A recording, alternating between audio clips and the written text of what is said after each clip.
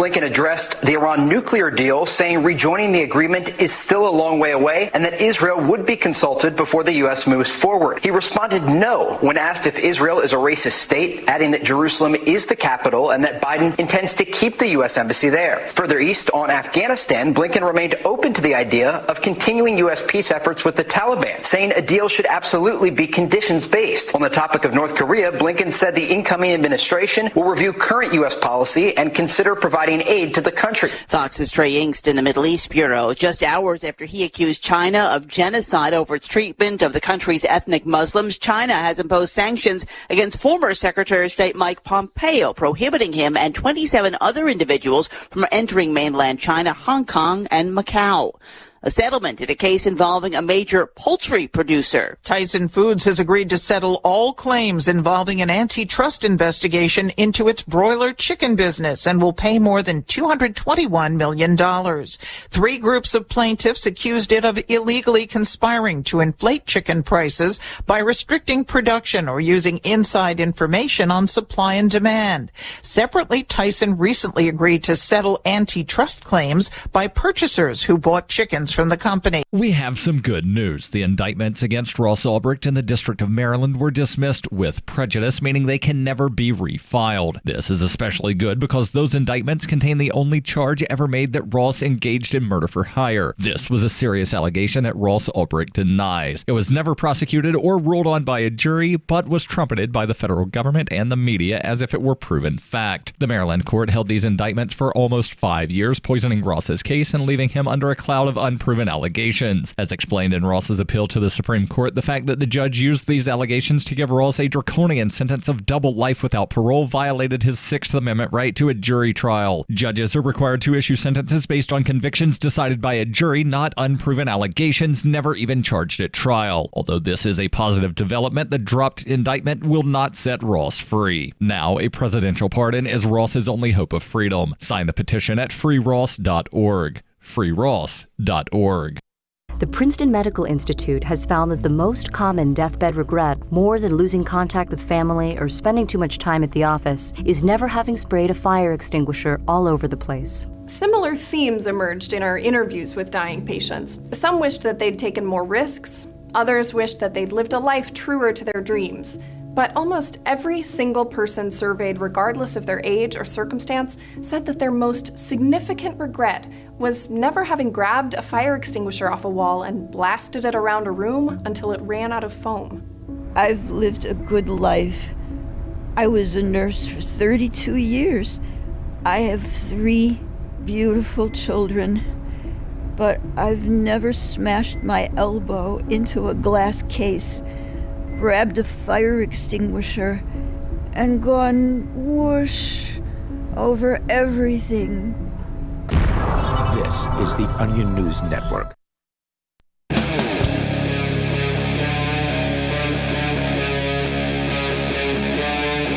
Free Talk Live.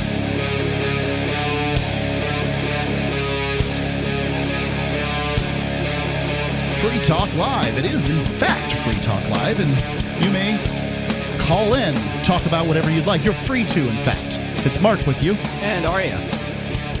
The number, in case you have not yet written it down and put it in your phone or whatever it is you need to do to save this number, is 603-283-6160.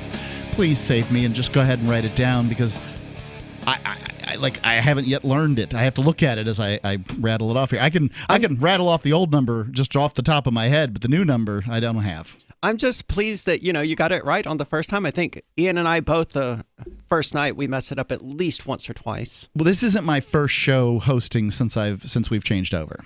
Okay. Did you mess it up the first time? Oh, yeah. Okay, good. I'll mess it up tonight. 603-283-6160. Count on it.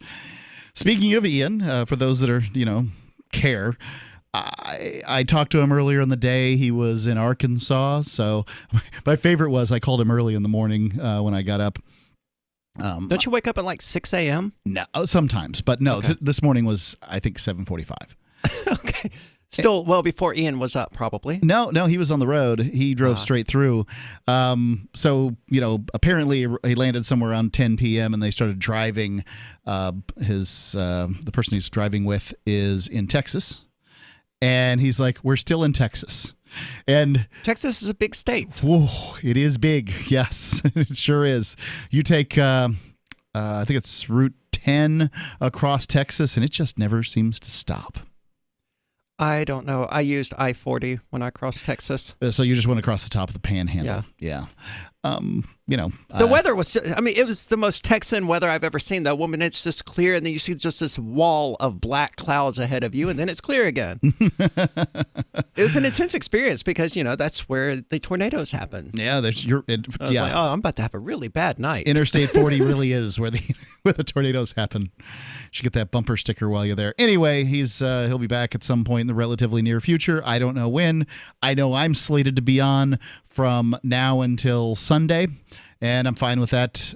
Ian rarely leaves the show to do anything, so by all means, Godspeed. Good luck to you. So today is the inauguration day. I suppose we should spend some amount of time discussing that. I guess so. I didn't pay any attention to it other than being aware that it was happening because, what we do here is we look at the news and see what's going on so we can comment on it.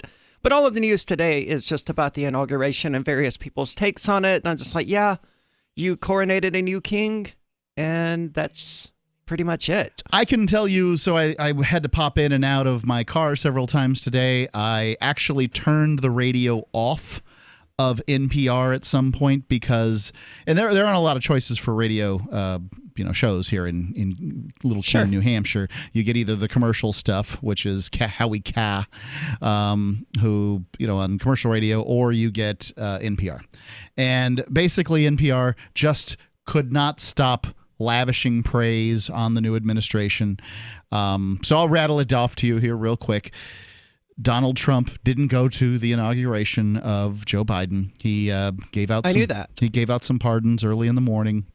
None of them were any of the guys that we were looking for. They were not. Snowden, Assange, or Albrecht. And that was the most frustrating thing about it, because that was what I did when I first woke up today. I was like, surely, because I woke up afternoon, so obviously if he was going to pardon people, he would have already done so. Looked through the list carefully watching. Albrecht not on there. No. So disappointing. The statement is that Mitch McConnell has something to do with preventing Assange from being on, but I don't really have anything else. I don't know. I don't know why. I don't have. Maybe somebody will interview Donald Trump and ask him, why didn't you pardon these three guys? But as of today, I don't have any answers for you, and that's that. So, now we have to start appealing to Joe Biden to do it. What's really important to note is that Donald Trump, although he wished the new administration luck and success and declared that they probably would be successful, that he did not say Joe Biden's name. Like he would, he could have said Joe Biden's name, but he didn't say Joe Biden's name. It's really important that he didn't say Joe Biden's name. Do you know he didn't say Joe Biden's name? They had to say this over and over and over again.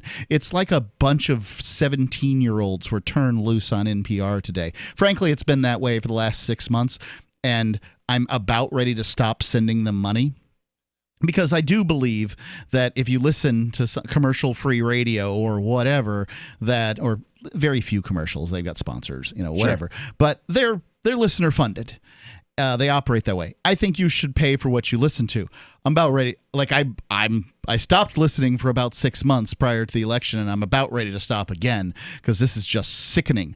Oh, did you know that Kamala Harris is the first woman, the first Indian, the first Oriental, the first black to be in the vice president's office? Because it's really important. I did know that. She's all of those things. She's like every identity politics wet dream rolled into one. Forget the fact that she's in. We'll see. Forget that she has not yet. She's incarcerated more black people than God knows anybody around. Sure, but that's beside the point. We've got it here today. Celebrate! Yippee! Today is a day to celebrate. She swore on not Strom Thurmond. Who's the other guy? Thurgood Marshall's. That's a really odd mix-up of two names there. Thurgood Marshall's Bible. What is the significance of that? Is it just their religious ceremony thing? I think you can pick the Bible that you will swear on. If you let me, this is kind of something I'd like to ask you. What if you were, in that position, a position where you were to swear in, and I presume you expected to do that as sheriff. Sure. They asked you, what are you going to swear in on? I would use the tenets of the Temple of Satan. And where or the Satanic did you Temple. write that stuff?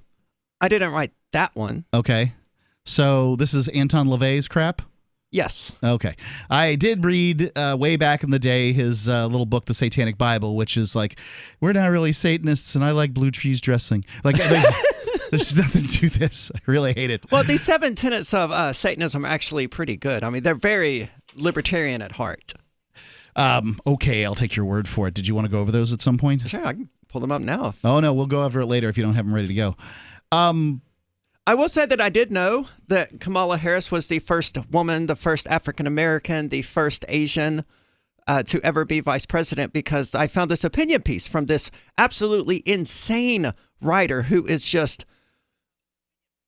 bubbling with happiness about this wonderful change that's undergoing right now and how America is going to heal and everything's going to be totally different forever. And we're all going to skip through the flowers. I have decided that I am going to let those people be happy today. Because if you want to be happy about America coming together and you want to be happy about how things are going to be good in the future, like, how can I not support you? Like, I want that too. I do too, but it's not going to happen as a result of changing the president. I think the best thing to do is to let them say what they say, and then in 6 months or a year and a half, say, hey, remember this? Where's all the things you said were going to happen? How come they didn't happen? And that's because, I mean, mostly I think when people talk about unity, they mean finally everybody's going to believe the way I believe. Yeah, that is most of it. And that is about the vainest thing you can possibly think. Now, I'm all for joy. If you're feeling your bliss today, by all means, the number 603-283-6160. Please call, because I want to ask, what part of this farce makes you feel bliss? But for me, it just seemed like, let's separate Americans by talking about gender and ethnicity over and over again. Sure. Let's talk about how the last guy was really awful and the new guy is talking about how he's going to bring us together. Come on. Like, really? Which one of you is young enough to really believe this crap? Joe Biden isn't going to bring anybody together.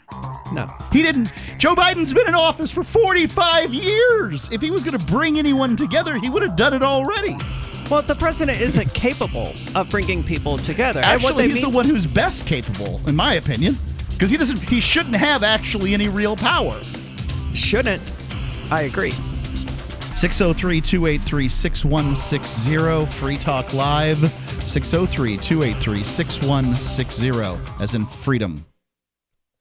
Are you tired of governments murdering people around the world? Stop using their money. There is an alternative. Bitcoin is a stateless, free market, non-political currency. Bitcoin cannot be inflated or controlled by any government. By using their money, you are helping the state. Stop doing it! You have an incredible alternative available now. Learn it, use it, spread it. Get started with Bitcoin at bitcoin.com. That's bitcoin.com. Divvy's been a pretty good investment for Free Talk Live. Their ad campaign started in September 2019, and from mid-March to mid-July, the values soared by 10 times. It's not too late. Divvy's new wallet hasn't even released yet, and other things are happening that I can't even say on the radio. If you want to invest and potentially do well, go to divvyproject.org. I can tell you that FTL is deepening its partnership with the guys from divvyproject.org. Past performance is not an indication of future profit. divvyproject.org. D-I-V-I project.org. Freedom! Freedom is the call of the untamed Scotsman and all others that want to feel the wind under their kilts. At Free Talk Live, we love the breezy, swinging feeling that only a kilt from Sport Kilt can give. We teamed up with Sport Kilt to let you experience their form of freedom at a discount. Go to kilts.freetalklive.com and see a picture of Richie and me in our kilts. And then head over to sportkilt.com. Get some stylish freedom for yourself and use code FTL for a 10% discount. Sportkilt.com. What if if the United States and the Soviet Union had fought on land, sea, air, and the astral plane, struggled for dominion across parallel dimensions or on the surface of the moon, what wonders would have been unveiled? What terrors would have haunted mankind from those dark and dismal dimensions? Come closer, peer through a glass darkly, and discover the horrifying alternative visions of World War III from some of today's greatest minds in science fiction, fantasy, and horror. Weird World War III. Available now from Baen Books at baenbooks.com. Join liberty-minded voluntarists, anarchists, and libertarians from June 28th through July 4th for ForkFest 2021 at Rogers Campground in the beautiful White Mountains of New Hampshire. ForkFest happens the week after the Porcupine Freedom Festival, and ForkFest is decentralized, which means no one is in charge. That also means there's no ticket cost. Just reserve your camping, RV site, or motel room with Rogers Campground for June 28th through July 4th. Where better to celebrate Independence Day than around other freedom-loving activists in the Shire? You can relax and enjoy the camaraderie of like-minded people, or you can create whatever experience or event you'd like others to have. If you're planning an event for ForkFest, be sure to let others know in advance. You can connect with fellow ForkFesters via the unofficial Telegram chat or the ForkFest forum. Links to those are on the unofficial website, forkfest.party. Mark your calendar for June 28th through July 4th, 2021. We'll see you at forkfest.party. Some of you asked, and now we've delivered. LRN.FM's live Keene, New Hampshire studio shows are now streamed in HD on Twitch. Visit our channel at twitch.lrn.fm and give it a follow. If you have Amazon Prime, you get one free subscription on Twitch. If you use it on our channel, Twitch will give LRN.FM a monthly piece of your Prime subscription cost. So please watch, follow, share, and subscribe to twitch.lrn.fm. That's twitch.lrn.fm. My name is Jacob Hornberger. I'm president of the Future of Freedom Foundation, which Congressman Ron Paul awarded for having an outstanding freedom website. Write us at fff@fff.org, and we'll send you a free 3-month subscription to our monthly journal of libertarian essays and our booklet, Economic Liberty in the Constitution, which George Mason University economics professor Walter Williams praised in a recent column. That's fff@fff.org. Live video of our Keene, New Hampshire-based shows is streamed on DLive. Please follow and share at dlive.lrn.fm. That's dlive.lrn.fm.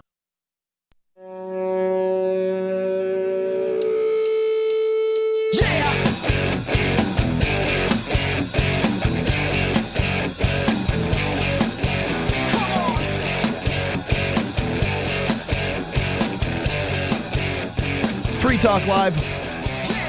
Yeah.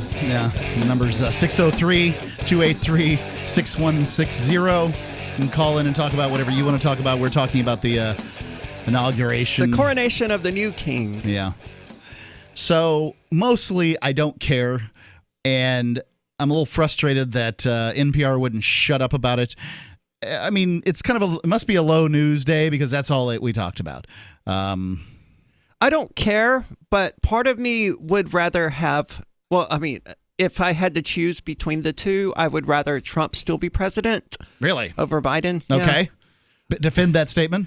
Trump at least made me laugh. He's good for a few chuckles. And he was unpredictable in the sorts of things he would do. Like he banned trans people from serving in the military, which is something that I absolutely supported him doing. Why did you support that? Because I don't think anyone should be allowed to serve in the military. The more groups we eliminate from being able to serve in the military, the better. I don't like any group in particular being singled out for anything, especially if that thing is negative.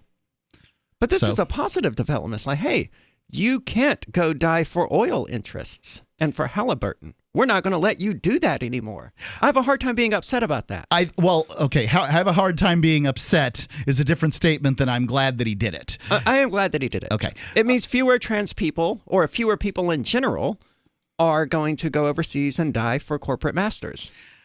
I would take a different tact. First off, as far as unit cohesion and all that other stuff goes, I think that's up to the commander on the ground. They know how to drum out people that they don't want in their particular unit. There may be some other place for them to go or whatever. I don't think you should give anyone an opportunity to stand up on a soapbox these days and talk about their identity. Sure. Right? Like, just stop giving these people, stop kicking the soapbox over to them so they can just hop right up there and give it an old yak. If you want to wear a lacy thong pair of panties underneath your BDUs, go right ahead. I don't care. I swear to you, I don't care. I don't want to hear about it. I wouldn't think you did care. I don't want to hear about it. I don't want the long speeches. I just don't care. But isn't one of somebody Biden's... really wants to tell me about how much they enjoy wearing lacy thong panties underneath their BDUs. I mean, I swear they want to talk ad nauseum about it. I suppose some do. Yeah. I would rather never discuss it. Yes. But I hear that one of Biden's picks for something is a trans woman, and a rather grotesque-looking woman at that. It's hard for a lot of people, when they transition later in life, and you can't. I mean, this person, if you're an ugly man, you're gonna be an ugly woman. That seems to have been the case here. It's not that she's particularly ugly as a woman. It's like, no, she's just ugly. Either way, right. And there wasn't anything that was going to fix that. Okay, so I haven't seen any pictures. I don't know with whom about whom we're discussing. Or whatever. But any conversation about identity is going to make me uncomfortable and upset. And I think that the people that like talking about identity would say it's because I'm a white male, and of course they would have then gendered and ethniced me. Right off the bat, because I don't identify as white. I identify as clear. But you're not clear. Who the hell are you to say that I'm not clear? This is clear. I mean, I can look at you and tell, you're not clear. Clear isn't an ethnicity, I'm Mark. gobstopped at your audacity to say that I am not clear. Are you trying to be clear? I've been clear my whole life. Okay. Here I am, clear.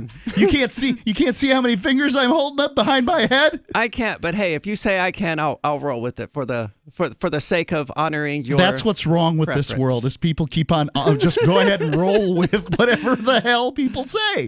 They say nonsensical at some point it's crap. Not worth fighting people. It sure over, isn't. It sure isn't. And if you want to actually identify as clear and insist that you are clear, I'm not going to argue with you about it. I'm just okay. Of all of the things that I could do with my evening, arguing about whether or not you're clear is not on the list of things I want to do. I know, but my favorite is how you began to demonstrate that I am not clear. If you spend any time having that conversation with anybody else about any other of whatever it is they try to choose, you're a bigot. You're crazy. Okay? This is the world I live in. The things that, as I understand them in the world, no one will acknowledge them. And the people that do, I don't want to be on their side because they're awful. I'm like, oh, God. I mean, you're not wrong. There are a lot of people who would say that, if somebody doesn't acknowledge me as being female or whatever, then they're a bigot. And by that same token, me refusing to acknowledge that you're clear would similarly make me a bigot. But it just doesn't seem to work that way for them because, they're the ones with the social pressure to declare who isn't a bigot. But, of course, that's not a mentality that I endorse anyway. No, it's not. If somebody wants to That's call what I me love Mel, about you. I don't care. I swear to God, you don't care. I can call you Jimmy on the air and you just chuckle. It does not hurt me at all. No, it shouldn't. It shouldn't. I choose to call you by your pronouns because you make my life better and it amuses me, and that's all. I'm just in it for the lulls. I'm with you, man. So whatever. We're all here for a very limited time. So might as well have a good time while we're at it. Speaking of news items, you probably should know today is that. One of my favorite pastimes and pastimes of Republicans generally is looking at pictures of unhappy people on the day that Hillary Clinton lost and stuff like that. Sure. Just watching this stuff, and it is fun. It really is. Oh, it absolutely is. I did it in 2016 when Trump won because the Democrats were inconsolable. They really were. Some of them were going full blown meltdown. Right, and the people and the Democrats and the media have had a very difficult time hiding this this inconsolability that they've had for 4 years, and you could just see it today. Like the glee was just emanating from the radio today. And I wonder how the idea that we're getting journalism and unbiased things from these people is absolutely ridiculous. I wonder how Republicans are holding up. Like people like Rush Limbaugh, are they having the same sort of meltdown? Because I didn't get to listen to Rush today. I probably should have because I listened to too much NPR. Howie Carr wasn't crying or anything, but I didn't listen for very long. I was just on the way in. I'm told that the Proud Boys are now mocking Donald Trump. Okay. But the article is behind a paywall from the Washington Post, so of course I can't read it. Yeah. I hate that. There was an old woman who had a video where she was, over the course of a minute, wailing and crying and upset that Donald Trump had been, kicked out of office, and she begged him, "I hope you have a plan." Yeah, he has a plan. It includes a golf. Yeah, if he's smart, he'd just retire. Yeah, I don't see any way he could ever get back into politics. He's never getting back on television to the degree that he was on. There won't be a return of The Apprentice. Don't you think there'll be a show, though? I mean, like, if he wanted a show, he could have a show. I don't know, man. He's toxic politically. Lots of people want to listen to him bloviate about how he got ripped off for an hour a night. But he's been... Oh, you mean like a news show? Yeah, some kind of commentary. Or like an opinion show? Something like that. He might be able to get one of those. 603-283-6160, Free Talk Live. Moose is the German Shepherd, now 11, and he's been an amazing dog. Moose is so active and so alert and hasn't had any kind of health problems at all. He has a beautiful coat, and at 11, he'll still run and chase the ball. He has been on Dynavite since he's a puppy. Dynavite for life. Because if they're getting all their vitamins, micronutrients, microbials from the beginning, then you're not going to run into the problems associated with the grass, pollen, dust, dirt, fleas, ticks, you name it, and the itching and shedding down the road. DINOVITE.com. We tell anybody that has a dog, if there was something that you could do right from the beginning so that you don't have expensive veterinary bills, why would you not do it? Get the Dynavite. You won't believe how happy your dog will be. I get my Dynavite from DINOVITE.com. This is the Onion Week in Review. A study published Friday by the University of Minnesota found that mosquitoes have no physiological reason for biting humans, with researchers noting that the insects feed exclusively on pollen and seemingly only suck human blood out of spite. According to our findings, mosquitoes usually spit out the blood after a bite. They just really enjoy ruining outdoor activities and spreading deadly diseases. Researchers added that mosquitoes often bite a variety of vertebrates besides humans, including baby pandas, koala bears, and very small puppies, all for fun. And in tech news, a new Visa talking credit card urges buyers to go for it. Come on, buy it. You know you want it. In other news, the utterance of a secret password grants customers access to a long-rumored 18-inch Subway sandwich. It's easy to tell what an area man would look like as a skeleton, and a longtime teacher retires without changing a single student's life. This week's scheduled interview with the surly and forlorn Matthew Modine was cut for time and is doomed to never be seen. For more, visit theonion.com/newsbeat. Bitcoin.com has launched a trading platform at local.bitcoin.com, allowing you to buy or sell Bitcoin Cash via dozens of payment methods like PayPal, Venmo, bank deposit, remittances, or meeting in person with cash. There are no ID requirements to sign up for and use the site, and all communications between buyers and sellers are encrypted. Finally, a global trading platform that respects your privacy. Visit local.bitcoin.com to get started trading Bitcoin Cash. local.bitcoin.com. So you've heard all 3 hours of the latest episode of Free Talk Live, and you're still hungry for liberty-oriented audio content? Did you know that we have another 24/7 audio stream at LRN.FM? The Liberty Radio Network airs the latest episodes of some of the best liberty-oriented podcasts on the internet around the clock. In addition to recorded content, you'll also hear live shows like Free Talk Live, originating from our Keene, New Hampshire studio. So listen anytime at LRN.FM. That's LRN.FM. Fact. The new NSA data center in Utah requires 1.7 million gallons of water every single day to operate. Billions of Fourth Amendment violations need massive computers and the water to cool them. That water is being supplied by the state of Utah. Fact. There's absolutely nothing in the Constitution which requires your state to help the feds violate your rights. Our message to Utah: turn it off.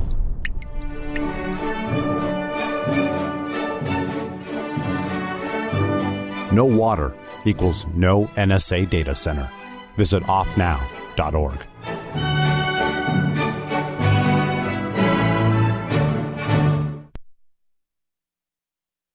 You're listening to the best liberty-oriented audio streamed around the clock, on the air, and online. This is the Liberty Radio Network at LRN.FM.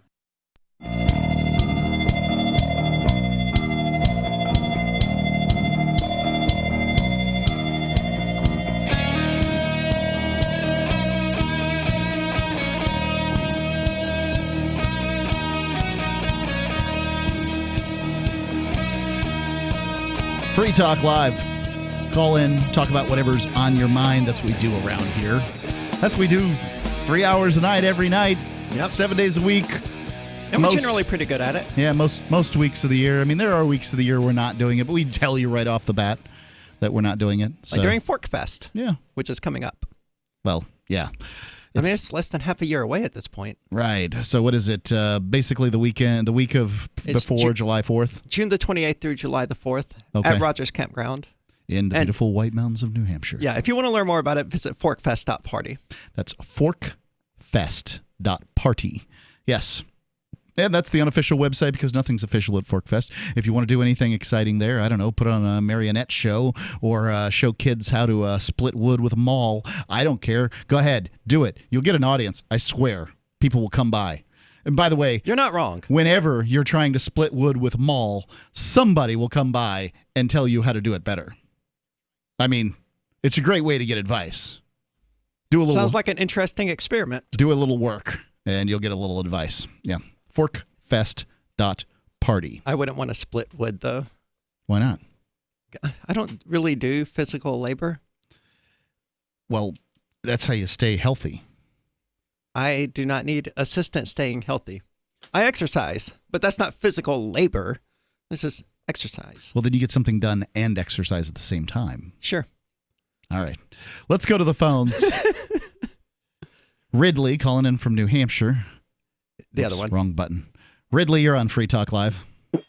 Thanks for helping me learn the phone system. States, in all 50 states, it seems like we're watching our governors try to do authoritarian things. There are a few exceptions, but in New Hampshire, at least we have libertarian state reps who can object and do something about it.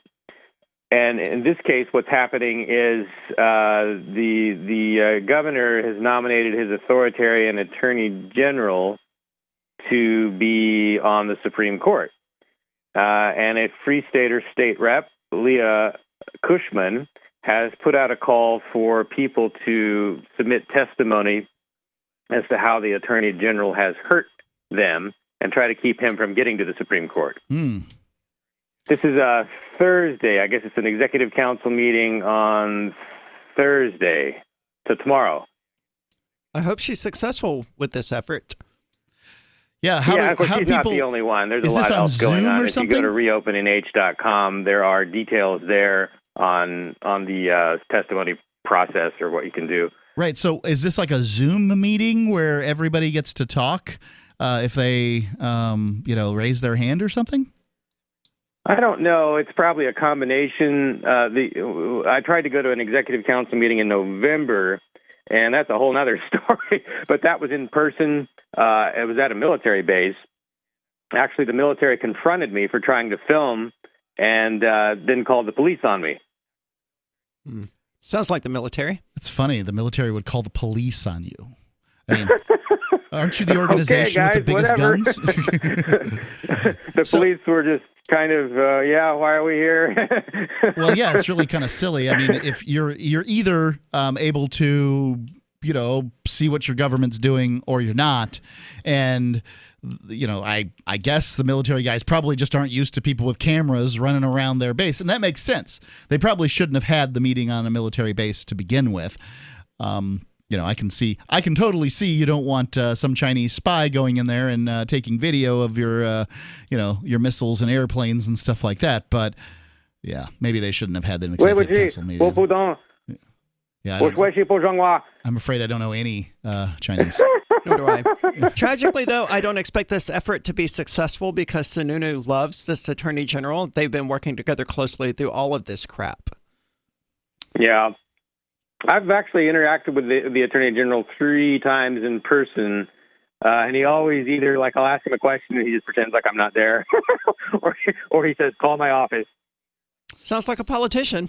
Yeah, that sounds like a politician. Yeah, it's not New Hampshire style, So where does one go if one... Even at the higher levels, you normally actually get better results than that when you try to talk to a politician. Well, he's from California, so he's going to act not like a New Hampshire person. So where does one go back there if one wishes to somehow do something about this? Yeah, I guess it's, again, reopening.com has details. Reopening.com. Thanks for the call, Ridley. Correct. You're welcome, I think is what he was trying to say. You're an a-hole. Maybe that was what it was. Who knows? It would have been accurate either way. Yeah, 603-283-6160. I've kind of gone through everything I want to go through as to, what happened today and what you need to know in the news and my comments on that. And I got to say, slow news day. They're all reporting on this particular activity. Isn't it great that we have a military occupation of the Capitol and we're swearing in the first whatever people? And so there you go. Something. But last night on the show we discussed doing something that I think has the possibility of being fun. And what that was... We try to have fun. Yeah, was going through the Declaration of Independence. It's been a while since I've read it. And going through the grievances section and seeing what the grievances were at the time that was worth running a bayonet through your government. And by your government, I mean people in funny outfits with silly hats on that claim to rule you. Now, which is what we have today. The guy who's really doing something, the parliament and the king and all that stuff, well, they're not there on the front lines for you to run a bayonet through. They send out people that they've paid that have been either they're so impoverished they have to, or they've been made some foolish mistakes, whatever it is. Or they've just been brainwashed into believing that it's good and honorable and virtuous to serve in their government's military. Well, don't forget the Hessians. They're just doing it for the money, But this is fair to note is that the majority of people who died in the Revolutionary War died from things that weren't bayonets being run through them. I didn't know that. Yeah, there weren't. So they would put up a wall of ball shot out of a smooth bore Brown Bess, and that was kind of the system, was shooting a musket ball, trying to put up this wall of metal, and then they'd just stand there and hope it didn't hit them. I do remember seeing that and how the Redcoats were like, they're not playing fairly because they're not just standing there letting us shoot at them. Yeah, they did do that somewhat. They did play by some of the rules, and sometimes they didn't. But whatever the case is. What a stupid way to fight a war. Well, what you have to understand is that they're highly inaccurate, and your chances of dying were better of dysentery in camp than they were of getting hit by one of these balls or any death in the battlefield. What causes dysentery? Amoebas. Okay, I don't know anything about it. All right. Don't drink the water is the answer. Okay. Yeah. So I guess it's kind of fair to have a career in the military at the time because, even though wars were relatively plentiful, the likelihood of dying in battle wasn't really particularly high. So, there's that. Anyway. I guess, but they were still, paid to kill people. Hired killers. Mostly the people that they were paid to kill, in the case of being in battle, were people that were wanting to fight. I don't have the biggest problem with people who want to fight killing people who want to fight. It's the civilian deaths that bother me. So, I have taken the stand on the air here that the deaths on 9/11 in the Twin Towers were a greater tragedy than the deaths in the Pentagon. Sure. Because the people in the Pentagon are paid paychecks to stand between us and bad things that happen. So if they made themselves a target and somebody shot at the target, then okay. Yeah, I agree entirely. The civilian deaths are the problem. But ever since World War II, it's been pretty much a free-for-all anytime there's been a war. And this guerrilla warfare, counterterrorism, terrorist insurgency stuff, it just means civilians are the primary target now. Yeah. Instead of armies fighting each other, they're fighting civilians. And I don't think it's ever going to change. This is the way war is fought now, and it's horrible. 603-283-6160. Why did you move to the Shire? I moved here to the Shire because there's other people around who take liberty just as seriously as I do. I moved to the Shire because I saw videos of people challenging authority and thought that I could get support myself. It called to me, like, do this, right now. I wanted to be around people like me who got it, and once I got here, I knew there was nowhere else that I wanted to be. I've always wanted to change the world, so I moved to the Shire to join people who were actually working towards doing the same thing. The people here are awesome, loving, and positive. It was for the adventure and for the feeling of something important is happening here, and I just wanted to come to sort of be part of that. Visit ShireSociety.com to read and sign the Shire Society Declaration and learn the reasons why, if you love liberty, you should immigrate to the Shire. Plus, connect with others via the forum at ShireSociety.com. That's ShireSociety.com. Is oral health important to you? If you don't like your own teeth, fresh breath, or kissing people, then by all means, stop listening. Several years ago, I met Jessica Armand, founder and CEO of My Magic Mud, and I became passionate about the product that she created and never want to live without it. It's clinically proven to whiten teeth, but I find it does much more. They want you to love My Magic Mud as much as I do, so they're giving you a money-back guarantee plus 20% off. Go to MyMagicMud.com and use coupon code FTL20 at checkout. MyMagicMud.com, FTL20. If you want to know the latest about Free Talk Live before we go on the air, all you need to decide is how you want it delivered. It's your choice. Visit news.freetalklive.com to receive our usually weekly news updates by email. Plus, we have a Twitter account at twitter.freetalklive.com, and you can follow us on the decentralized Mastodon platform at toot.freetalklive.com. So please follow us at toot.freetalklive.com and sign up for our emails at news.freetalklive.com. I'm grateful to have heard from some of our satellite listeners recently. I appreciate knowing that people are out there who like what we do and are willing to support it financially. LRN.FM's free-to-air satellite feeds blanket most of 2 continents. It was my goal to put our channel there so people without internet could receive our programs and feed pirate radio stations. We started a fundraiser on Patreon a few years ago to back the satellite channels. I recently announced that I was considering canceling the feeds, and donations increased from 15 to 20% of our costs, which are around $1,000 per month. That's a good start, and to incentivize more contributions, the Shire Free Church will be matching every dollar. Can we reach $500 per month? With your help, we can. You can join our satellite fundraiser for just $2 a month at fund.lrn.fm. If we raise enough to keep both of the channels on the air, awesome. If we raise more, I'll add more channels. If not, we can shut them down and go internet only. It's up to you. Thank you for your support. fund.lrn.fm. The LRN.FM social media channels have been revamped. We've eliminated Facebook and focused on other platforms like Twitter and Mastodon, the decentralized alternative to Twitter. On our accounts, you'll find posts from multiple LRN.FM show hosts together in one place. Follow us on Twitter at twitter.lrn.fm, or better yet, move to the decentralized Mastodon social media platform at toot.lrn.fm, toot.lrn.fm. I think you'll like it. There are basically 2 types of advertising, direct response and branding. Radio's great for direct response with its low cost to listener ratio, but audio can't be beat for branding, which is a longer term endeavor. You want to be the first thing that someone thinks of when they think about your product or service. If you have a local business that you want kept top of mind in your community, call the station. If you need national reach, Free Talk Live's got around 200 radio stations, millions of monthly listening sessions, can suit all budgets, and if we don't think we're right for you, we'll tell you. Email me, mark@freetalklive.com. Do you love Twitter? Make sure you favorite the LRN.FM Twitter account so you can receive our tweets at twitter.lrn.fm. That's twitter.lrn.fm.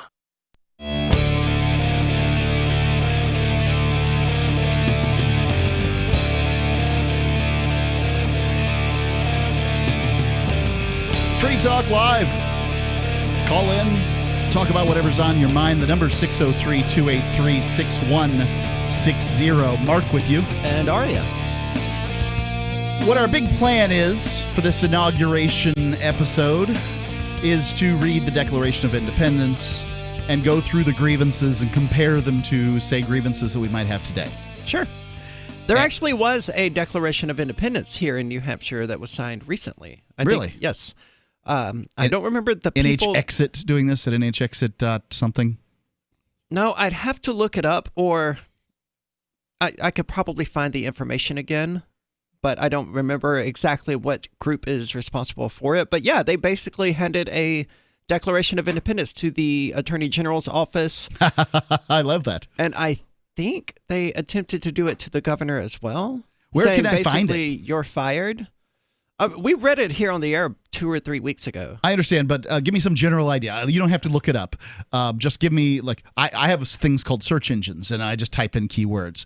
Would I do NH Declaration of Independence? Probably not, because it's probably not well known enough to appear in Google search results. Would it be at freekeen.com? Possibly. You look it up. I'm going to go through the preamble here, I'm going to call it. I don't know if it's called the preamble of the Declaration of Independence. COSNH.com. COS. Yeah, I don't, because the COS, it stands for, it'll pull up here in just a second, but it's not what you would expect. Oh, it's New Hampshire Committee of Safety. Okay. Those are the people who were behind the new Declaration of Independence. Interesting. How'd you like it as on a scale of 1 to 10 for Declaration of Independences? It was pretty good. Okay. So they were actually seceding kind of thing? Yes. They actually delivered it to the Attorney General's office. I think they were in Concord at the time, and they actually stood there, I think, at the Capitol building and read it. And there's video of this that people can find at freekeen.com. Fascinating. Congress, July 4th, 1776. The unanimous declaration of the 13 United States of America. That united, by the way, is small, lowercase u in united. So its states are capitalized, America's capitalized, united small. Is this significant? Yes. That's the way it was under the Articles of Confederation. Okay. Now, the Articles of Confederation at this point should have not yet been written. Right. Maybe, I think, if I remember correctly. And this is, but this is the sort of start of that meme. Anyway, when in the course of human events it becomes necessary for one people to dissolve the political bands which have connected them with another, and to assume among the powers of the earth the separate and equal station to which the laws of nature and of nature's God entitle them. A decent respect for the opinions of mankind requires that they should declare the causes which impel them to the separation. And I think that's a fair statement, right? Like if you're going to tell, sure, like if you're going to divorce your wife, it's fair to explain why. Yep.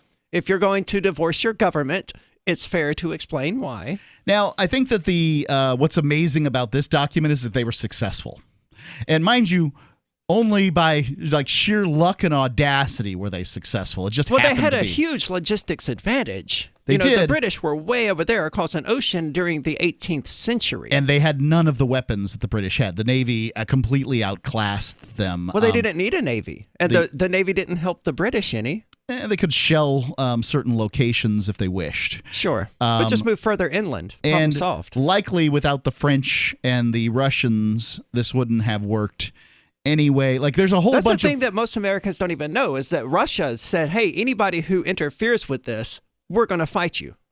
Yeah, it's... I think that it's fair to say that there are a whole bunch of factors that if any one of them had not occurred, that this wouldn't, we'd be as free as Canada, which is freer than the United States on pretty much every chart of freedom out there.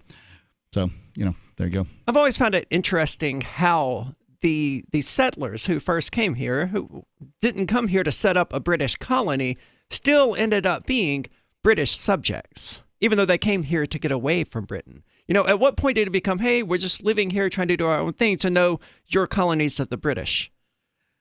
I think that in many cases they came with companies that paid their way to get here.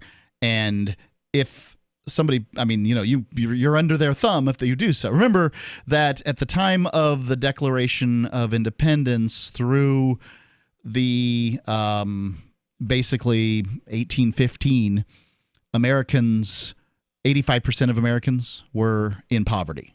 So the idea of picking up and moving from one location to another, if that location didn't include taking an ox or a horse to drag a cart there, that was it.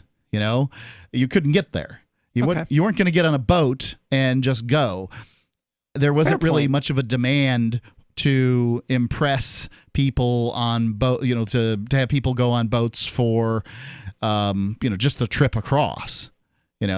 Like maybe you could pull it off if you did 3 years on a boat, but hey, boats were pretty dangerous places. Well, weren't most of the original settlers, lured here by religious freedom and not any sort of, hey, we're going to have a job for this company when we go there? I mean, there were no companies here when they first got here. There were no companies. It was just people seeking religious freedom. At what point? The original ones were religious freedom. There's no doubt. After that, it became people who were like, I got nothing here. I might as well go there and give them 7 years of indentured servitude and then get a piece of land and I'll have something. Right. But at what point did the British say, no, we have dominion over this? Immediately. Really? Yeah, pretty much from the get-go. Perhaps not. Yeah, Massachusetts Bay Colony. Yeah, it was pretty much from the beginning. Anyway, we hold these truths to be self-evident that all men are created equal. Sorry, Arya. And endowed by their creator, capital C, with certain unalienable rights, capital R. I love Thomas Jefferson's flair for just capitalizing crap. Thomas Paine would have written a better one. Yeah, well, he was a heck of a pensmith, that's for sure. That among these are life, liberty, and the pursuit of happiness. That to secure these rights, governments are instituted among men, deriving their just powers from the consent of the governed. Which is good and how's noble. that going? Yeah, they just, existed before we knew certain things that we know now. I think it's really funny. Could they have possibly imagined for a second that there would not be basically what we have, which is half of the governed are not giving their consent? When it comes to here on Inauguration Day, they didn't care. They only about a third of the people in the colonies at the time wanted to revolt against the British. They didn't care that it wasn't the majority. Far fewer than that were willing to pick up guns to do so. Yeah, and a third wanted to remain loyal to the British Empire. They didn't care. It was never about getting the consent of the majority of the people or of all the people. But the rhetoric is true. We're the ones with the authority. We're the ones our family and friends and neighbors are looking to. We're going to make the decision and they're going to go along with it whether they like it or not. It was never about consent of the governed. That was just how they justified it to themselves as they took power. Yeah, do you remember the Monty Python skit of Dennis? Dennis says that, supreme executive order comes from the mandate of the people, not some farcical aquatic whatever, and some moistened bent lobbing scimitars at people.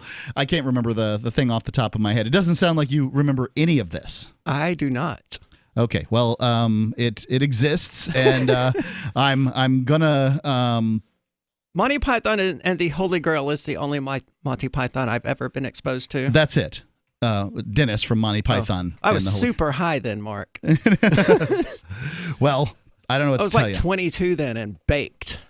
I remember very little from that movie. Well, I remember it was funny. I think this is the very best part because I just love Dennis. He says, the king comes up and says, old woman. And Dennis says, man. Oh, I'm terribly sorry. And then it just sort of goes on from there. Okay. And I remember the part about the duck and the witch. Yeah. And I remember the night and 'tis just a flesh wound. It's but a scratch. Yeah. It is Monty Python is great stuff. Let me go on here with the see if I can get a couple more lines in of the Declaration of Independence before we go on. That whenever a form of government becomes destructive of these ends, that is life, liberty, pursuit of happiness, just powers derived from the consent of the governed, it is the right of the people to alter or abolish it. Now, how would you do that? And to institute new government laying its foundation on such principles and organizing its powers in such form as to them shall seem most likely to affect their safety and happiness. I mean, it sounds Unfortunately, great. government by default is destructive of the ends of securing liberty. That's what it does. It destroys liberty. My contention is that they traded one tyrannical ruler 5,000 miles away for 5,000 tyrannical rulers 1 mile away. Free Talk Live. Are you tired of governments murdering people around the world? Stop using their money. There is an alternative. Bitcoin is a stateless, free market, non-political currency. Bitcoin cannot be inflated or controlled by any government. By using their money, you are helping the state. You have an incredible alternative available now. Learn it, use it, spread it. Get started with Bitcoin at Bitcoin.com. That's Bitcoin.com. Divvy's been a pretty good investment for Free Talk Live. Their ad campaign started in September 2019, and from mid-March to mid-July, the values soared by 10 times. It's not too late. Divvy's new wallet hasn't even released yet, and other things are happening that I can't even say on the radio. If you want to invest and potentially do well, go to DivvyProject.org. I can tell you that FTL is deepening its partnership with the guys from DivvyProject.org. Past performance is not an indication of future profit. DivvyProject.org. DIVI Project.org. Looking for a great real estate investment? Consider New Hampshire, which is ground zero for the Liberty Movement. Your first call should be to Mark Worden from Porcupine Real Estate. He's more than just a real estate agent. He's your New Hampshire concierge. Where are the best places to live? Do you want farm, city, the burbs, or forest? Do you want a duplex or multifamily building so that renters pay your mortgage? There are homes in all price ranges in New Hampshire, and Mark can help with financing too. Invest in liberty and property. Mark Worden can help. PorcupineRealEstate.com. There are lots of ways to listen to Free Talk Live. Our podcast has been around since podcasts began, and now the FTL feed is loaded with content besides our full show archives. Did you know that we make it easy for you to customize your podcast subscriptions? We have different feeds, one that includes only our full shows, one with just the Daily Digest, and our main feed that includes everything. You decide what you listen to. It's quick and easy to customize your feeds at feeds.freetalklive.com. That's feeds.freetalklive.com. You're listening to the live edition of Free Talk Live. Hour number 2 is next after the news here on the Liberty Radio Network at LRN.FM. Jumping right in, I'm Lisa Lacera, Fox News. A short time after taking the oath of office, President Biden fulfilling a campaign promise to roll back some executive actions put in place by President Trump. These are just executive actions. They are important, but we're going to need legislation for a lot of the things we're going to do. Some of the actions taken, putting a federal mask mandate in place for the next 100 days and to immediately begin the process of rejoining the Paris Climate Accord. A spokesman for the European Union is welcoming the news that the U.S. is rejoining the Paris Agreement. Canadian Prime Minister Justin Trudeau says he's disappointed with President Biden's decision to revoke the permit for the Keystone Pipeline, but acknowledges Biden's decision to fulfill a campaign promise. He had praise for the orders to rejoin the Paris Climate Agreement and the World Health Organization. After the signing, President Biden was asked about the customary letter left by departing President Trump in the Oval Office. The President wrote a very generous letter.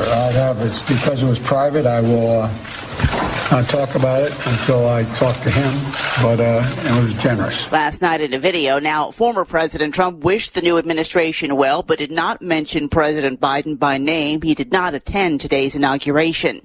Today's change is not limited to the White House, with Democrats now in control in the Senate. Georgia Democrats John Ossoff and Raphael Warnock, winners of runoff elections earlier this month, and California Democrat Alex Padilla were sworn in by Vice President Kamala Harris. Please raise your right hand. The addition of Ossoff and Warnock flips control of a 50-50 split Senate, with Harris controlling the tie-breaking vote. New York Democrat Chuck Schumer is now majority leader. Fox's Jared Halpern on Capitol Hill. Mitch McConnell is now minority leader. America is listening to Fox News.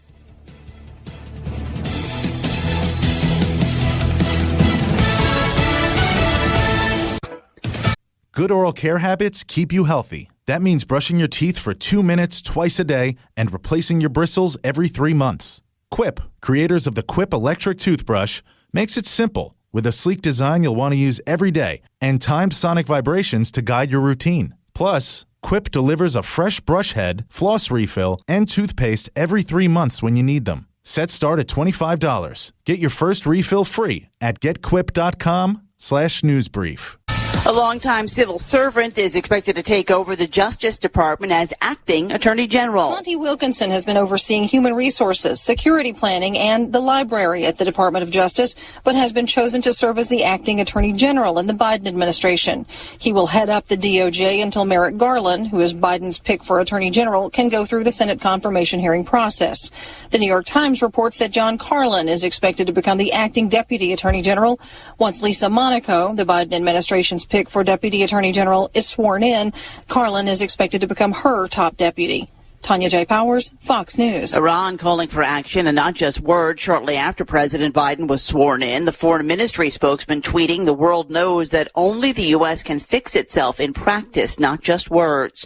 Former President Trump's ban from one social media platform has been extended. Online streaming giant YouTube announced it'll keep in place a ban on former President Trump for an additional week. The ban prevents Mr. Trump from uploading or live streaming to his channel, though his existing content can still be viewed. Trump was banned from the platform on January 12th for at least a week for violating the site's policy against inciting violence after his supporters raided the U.S. Capitol building during a joint session of Congress certifying the Electoral College results for then President-elect Joe Biden. YouTube said they would only terminate his account if he violates the site's policies 3 times in 90 days. Brett Larson, Fox News. The Mega Millions, Jack. So the protection of life, liberty, and property is what the Free State Project is all about. But it's an effort to move 20,000 people who understand. It's about demonstrating to the entire country that, yeah, we can have a free market, a truly free market. Making it just a freer, great place to live. It's the world's largest voluntarist libertarian community, and it's only getting bigger. That's amazing, to be able to move to a place where other people passionately believe in being free and independent. What the Free State Project is managing to do, though, is to put their money where their mouth is. It's physically getting up across the country and saying, let's go someplace and let's demonstrate the power of these ideas. There's a lot of kind of philosophy that surrounds liberty. There's a lot of thinking about it and talking about it. But here in New Hampshire, people are doing it. 101 Reasons Liberty Lives in New Hampshire, a documentary by Free State Project Early Movers. Watch it free at 101reasonsfilm.com. 101reasonsfilm.com. A Rasmussen poll reveals that nearly all American voters share a deep fear of botching another election, with most voters admitting that selecting candidates for public office is something they're historically just not particularly good at. I really hope I don't completely fuck things up as usual, but you never know. Things do happen. According to the poll, 3/4 of voters said Election Day panic would cause them to base their vote entirely on hearsay, while 93% acknowledged that they only recognized names of local candidates from signs along state highways. In Cedar Rapids, Iowa, stunned friends and acquaintances expressed shock and disbelief when a body found in the woods turned out not to be Justin. Local residents found the naked corpse draped over a tree stump Saturday, and as news spread, many found themselves struggling to comprehend how it wasn't Justin lying dead in the forest. I heard the news, and I still can't come around to it. I just can't imagine that it's not Justin there lying dead in the woods. Are they absolutely sure it's not him? Friends and family are still urging authorities to double-check the body, or at the very least, bring in Justin as a suspect. This is the Onion News Network.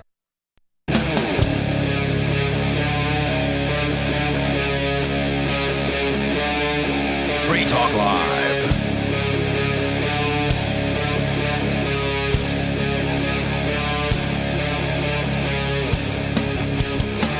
Free Talk Live.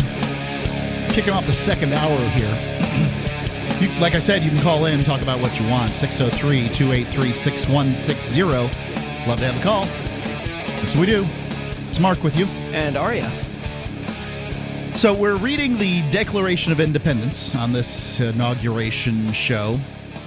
And I'm trying to compare and contrast because, this was a big deal in 1776. They had gone through a great deal and dealt with a lot of crap and said, we want to rule ourselves. Well, their tolerance for crap was significantly lower than America's today. And that's kind of one of the points that I'd like to make here is that we have no idea what freedom will actually look like or taste like. These people did have some idea because their ruling power was generally overseas, and relatively minor domestically, and still they had enough with like a 3% tax on tea or something like that.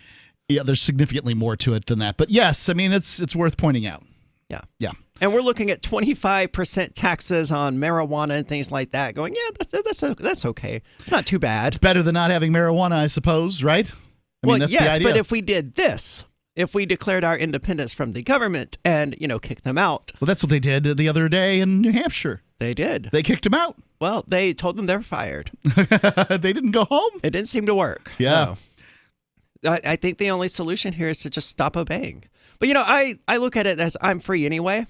I do pretty much whatever I want whenever I want. Yep. And the government, some of the things I do are not legal according to the government. Most of them are. But the things that, the big things that people want to be illegal, like murder, rape, theft, aren't things I'm going to do anyway. So if it's convenient to me, I will obey the government. I won't murder someone just because the government said not to. No, sure, I'll obey that law because I was going to obey that law anyway. Right. But I'm not going to go out of my way to obey a law. Something happened to me today. And I was kind of confronted with the idea that, with the sort of fact that the government turns us all into, or many businesses, let's call it businesses for the sake of this conversation, businesses into freelance deputies for itself. Yes. So that's my biggest issue with this mask ordinance crap. In this case, it was COVID-19 rules. I was going to the dentist. And I had not gotten into the office. I was being met outside the office by the vigilant and happy dental person, sure, who asked me a list of questions. How do you feel today? Have you had a sore throat? Have you had a cough? She said in the last 21 days, have you coughed? I'm like, yes, of course I've coughed in the last 21 days. I'm surely that's happened. And have you coughed in the last 21 days? But she wanted to know if I'd done a COVID cough. And I'm like, no, I haven't done a COVID cough. Well, that's really what's the questions that this is all about. Sure. And then she came to the question, have you traveled outside of the state in the last 21 days? And the answer to the question was, yes, I have. But the answer you gave was no. The answer I gave was yes. Okay. So, and I didn't get in the office. Like, they canceled my appointment and that was it. Off I went. Wow. And not immediately. They felt bad for canceling my appointment, but they didn't want, whatever. Now, my question is how do I, in the absence of the government rules, I don't know what they would ask me because I don't live in a world where the government didn't hand rules to these people.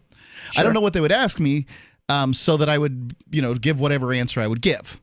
I don't like to lie, but my truth-telling mechanism is informed by a Quaker conundrum that was brought up in the past, which is, what do you do when a slave catcher comes to your house and asks if you've got any slaves hidden on the property? And you lie. That's what many Quakers, the conclusion they came to. Other people are like, I can't lie. Others are like, I'm not going to their house. You got to weigh the evils here. One is lying to a slave catcher. The other is protecting a human being who is going to be sent back to slavery if you don't lie. Now, one of those is significantly more harmful in its consequences than the other. I've traveled around 2/3 of the way around the globe and back, which giving me, what is that, 1 1/3 way times around the globe. In 2020. I've taken 2 antibody tests, a bevy of PCR tests, and none of them have ever come out positive.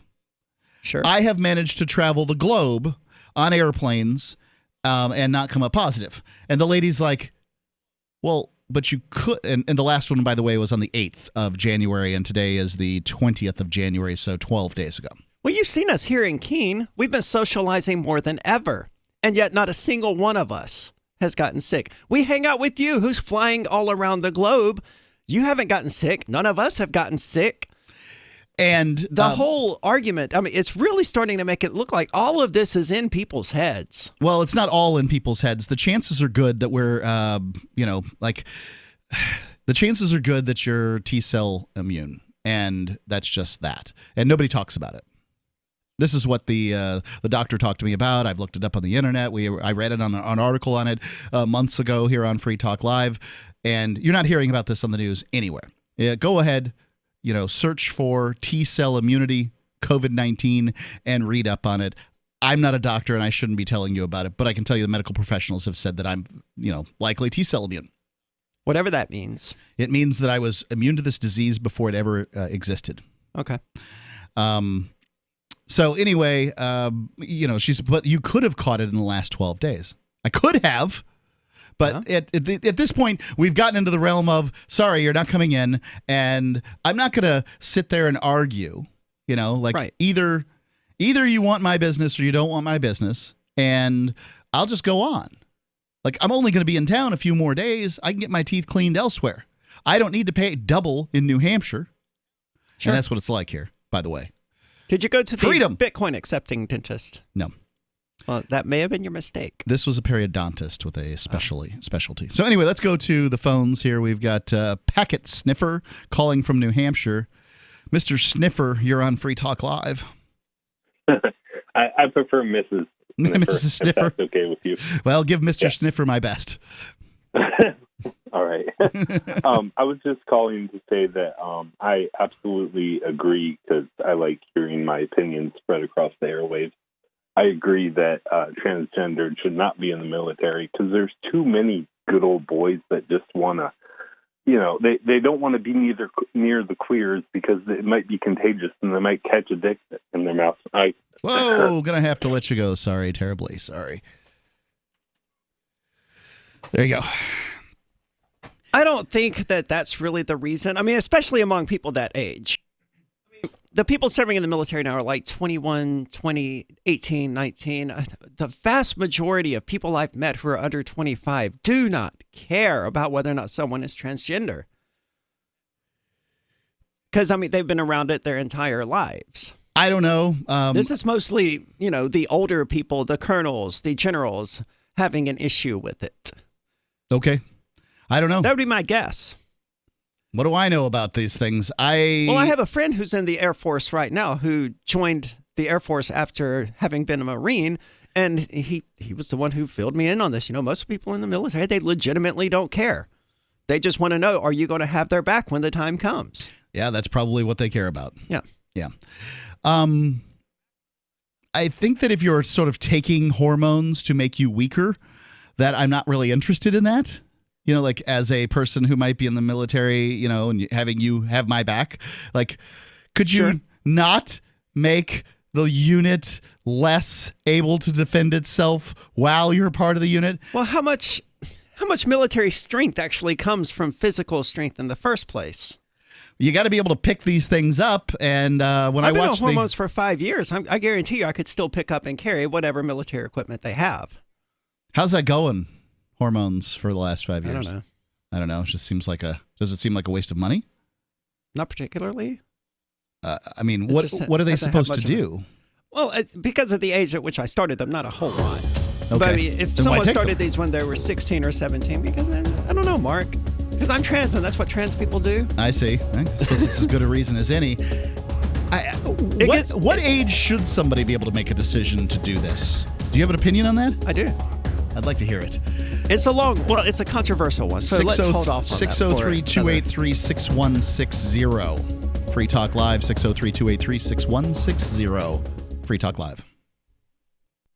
What if you want to hear the latest episode of Free Talk Live, but all you have is your phone, you forgot to download our archive, and you have no data connection? You can call our Listen line at 641-793-0191. That's a long-distance number, so you may incur charges. If not, listen as long as you want. 641-793-0191. The Free Talk Live Listen line, 641-793-0191. Having taken her father's throne, Sarah Calhoun has fallen out with one of her best allies, and her brother Nathaniel heads into Imperial Philadelphia with a reckless plan. Her uncle Thomas, armed with new powers and new allies, aims to remove Sarah from her throne and from the world of the living. To survive and to gain the strength she needs to fight an impossible war, Sarah must unite the Mound Builder Kings to enact an ancient rite that will propel her beyond mortality. Servant Daughter by D.J. Butler is the newest entry in the Dragon Award-winning Witchy War series from Baen Books at BaenBooks.com. Are you tired of governments murdering people around the world? Stop using their money.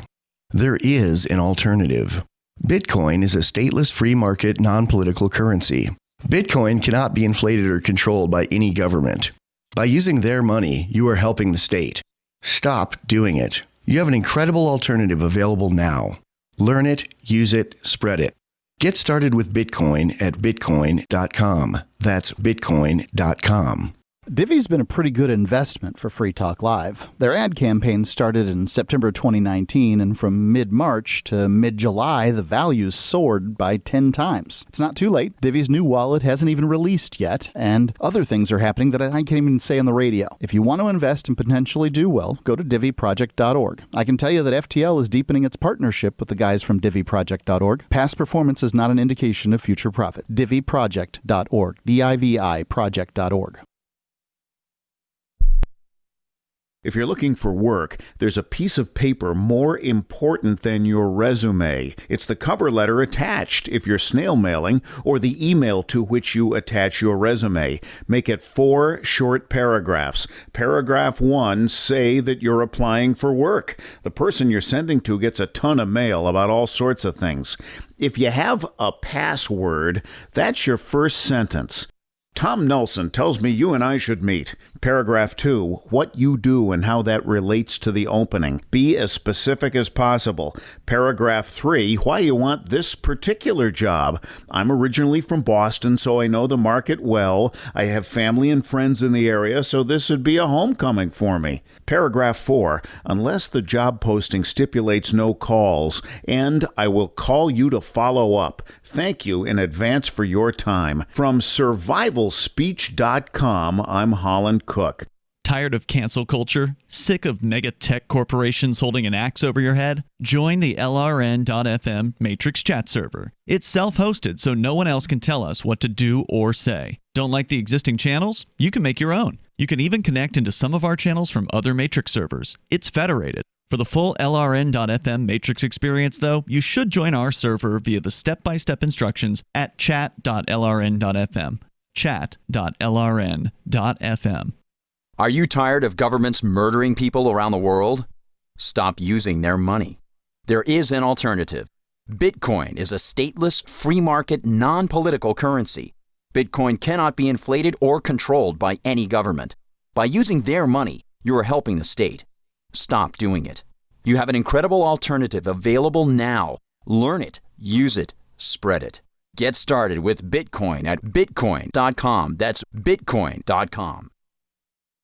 You can put the Liberty Radio Network on the air in your area. Visit broadcast.lrn.fm to learn how. Broadcast.lrn.fm.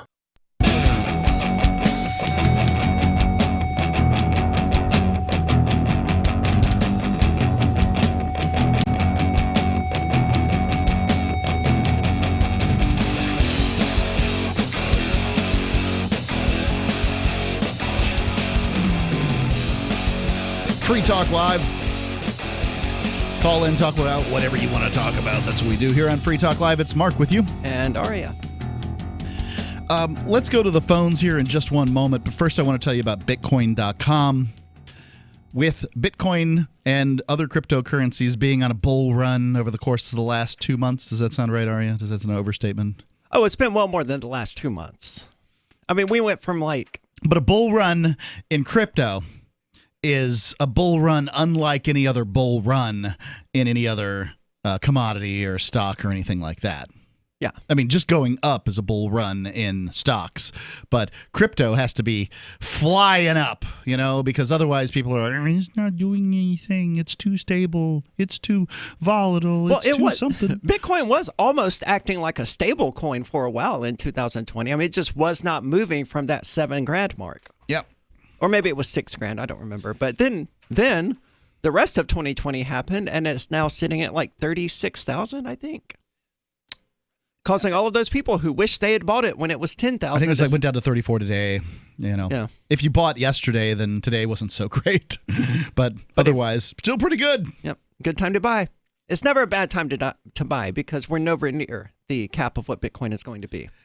That's a prediction as Aria makes it. I have made the prediction that if Bitcoin is worth $1, it's worth $1 million. These days, I'm not entirely sure what I think about BTC. I don't understand what it is in the marketplace or its value as a currency, but name recognition. That's it. Either way, it is, like you can't argue with success, ladies and gentlemen, and BTC Bitcoin has had success. So I'm not selling. Bitcoin.com. You can get Bitcoin there. You can get a wallet. You can. They'll even give you Bitcoin there just for installing the Bitcoin.com wallet. Yeah, they get a tiny little bit if you. Sure, start. but then you can say, "Hey, I own some Bitcoin." It's true. And you wait, that tiny little bit will be worth something.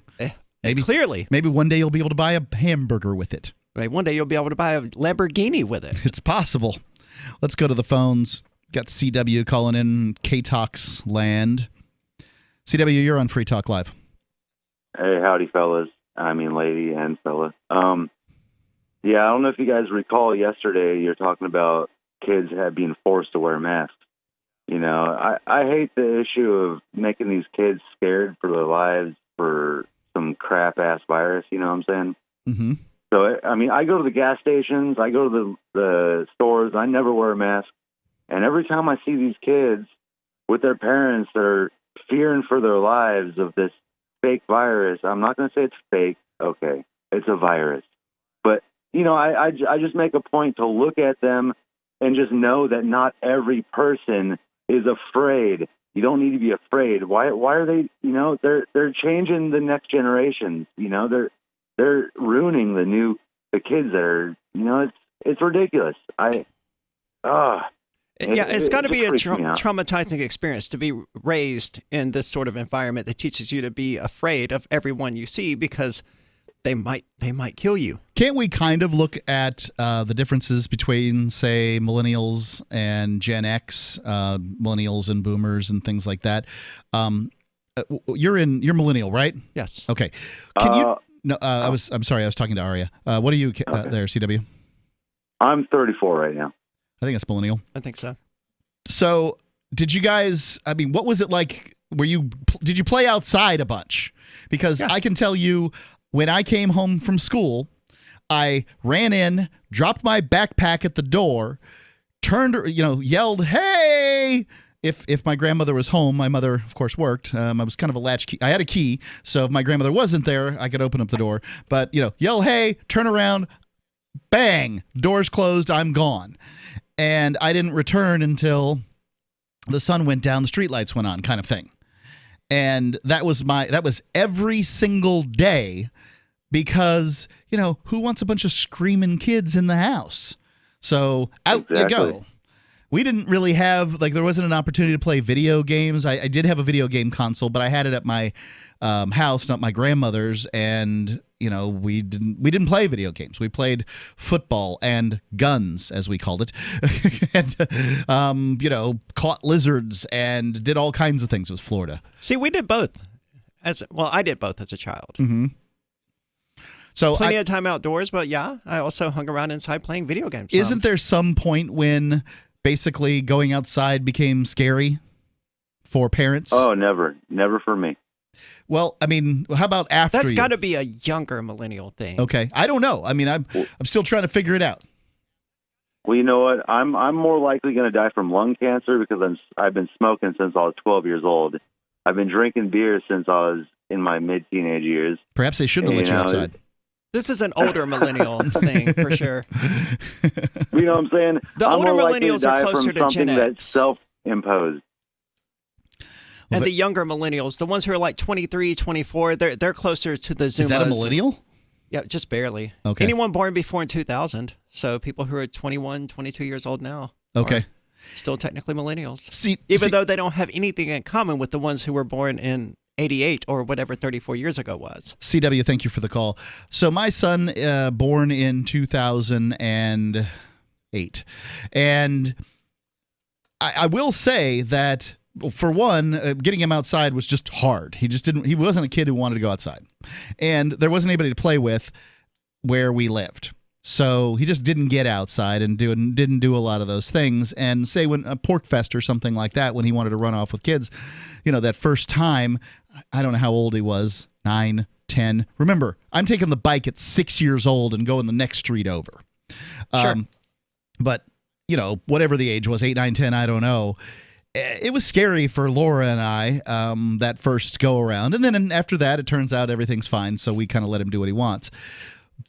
But there's something switched in there that just sort of made it sort of socially unacceptable to let your kid play outside too much.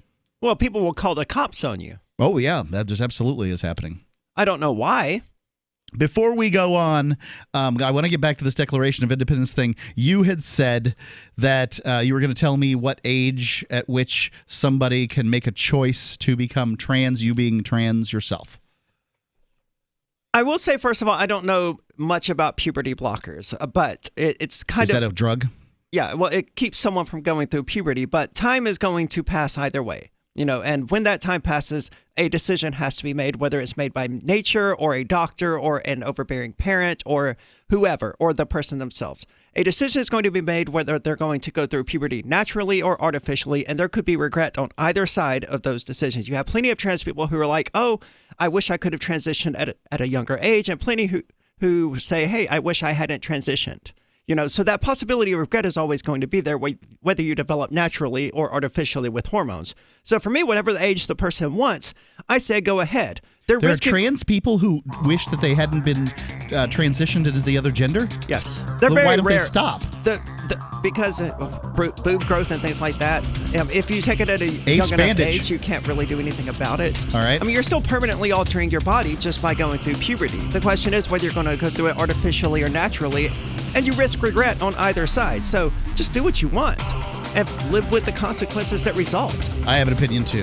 Free Talk Live. Free Talk Live. So that's what government does, right? It's a tool of force. It's a coercive monopoly. It's a violent monopoly.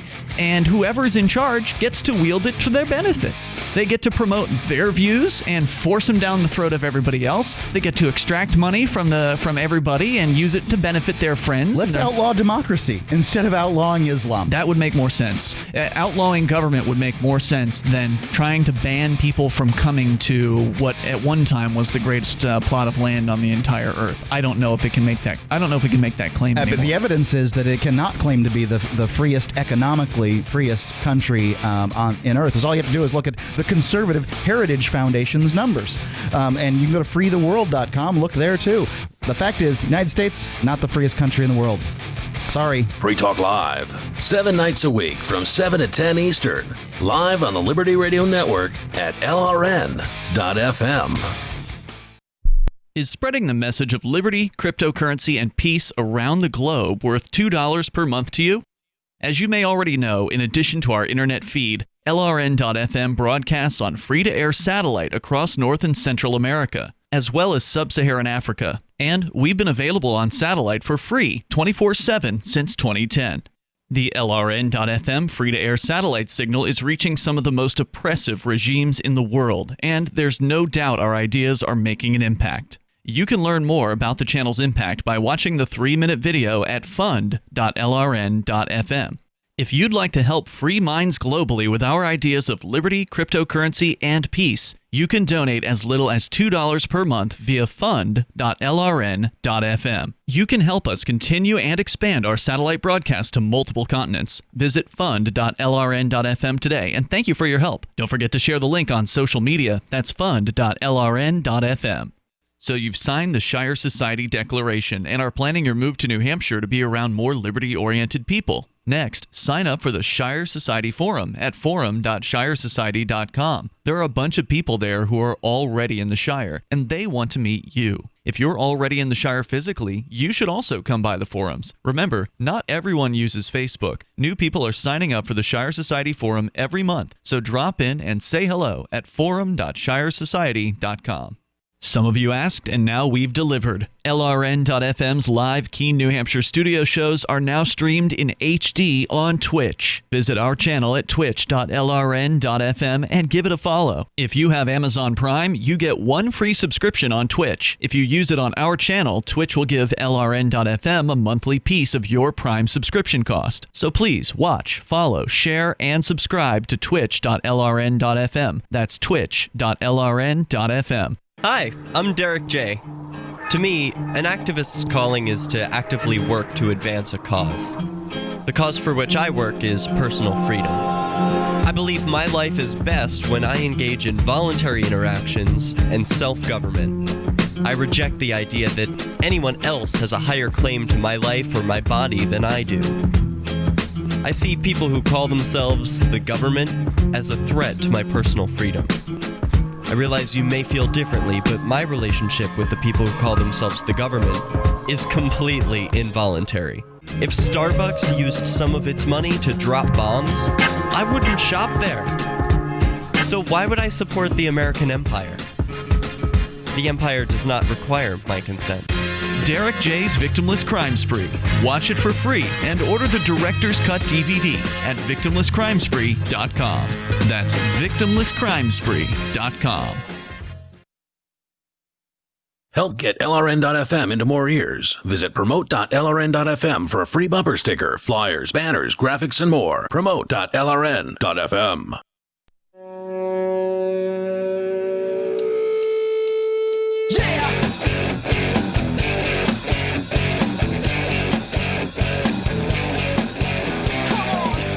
Free Talk Live. Call in, talk about whatever's on your mind. Mark with you. Aria? 603-283-6160. In the end of the last segment, Aria was giving a non-definitive answer as to when people should be able to transition from male to female if they wish to do. Did you want a number? I was a number would be convenient because then I could pick at it. But I would say 12. Wow. Okay. Well, like I said, you're going to have the possibility of regret there either way. That this person, whether they're male and want to transition to female, or male and they want to continue progressing into being a male, they could regret either one of those decisions. They could go, man, I wish I had transitioned back when I was 12, or they could go, wow, I wish I hadn't transitioned back when I was 12. So there's risk on either side. I don't perceive either risk as being significantly greater than the other. So if they want to make that choice, let them make it. It's a conundrum of the human condition, and you pointed that out. I'm not. You can't just pause time until they're mentally mature enough to make this decision and be confident that they won't have regrets. Right. It's possible that puberty blockers may actually be capable of doing that. I don't know, not having looked into them extensively.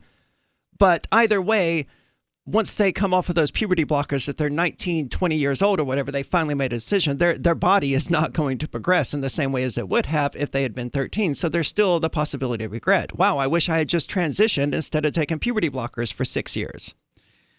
Yes. So obviously, what I would like to have happen is for a kid to be, mentally 50 and then to make the decision at the right time. I mean, all of us have regrets about having not made a decision at a given time, and I can see that there would be problems. There's lots of as a father of a 12-year-old, I wouldn't let that guy. I wouldn't let him make any long-term decisions for me because he's bad at it. Right? Like I'm trying to help him make good long-term decisions, and he has no capacity for this. None. I don't disagree, but, making a decision to go through puberty normally is still making a decision that's going to affect him for the rest of his life. Sure. That's absolutely. my position. Yeah. So if they make a decision that, hey, I don't want to do this naturally, I want to do this artificially with these other hormones, then they're still making a decision that could impact them negatively for the rest of their life. Right. It's the reason I haven't let him get a tattoo on his face. Not that he's asked for it. He doesn't ask for these sorts of silly things. He wants to play video games too long and the normal problems the 12-year-olds have. Sure. I'd prefer to eat more candy than regular food and snacks and things like that. The normal stuff. I don't have any difficult parenting situations, but I can imagine what they were like if, when I posit weird questions to myself and then, take my son whom I know pretty well and pop him into these scenarios, and I'm like, oh, that decision isn't going to be good. My decision would be this, that it's the same as I have for premarital sex. The ability to consent is fundamental to libertarian thought.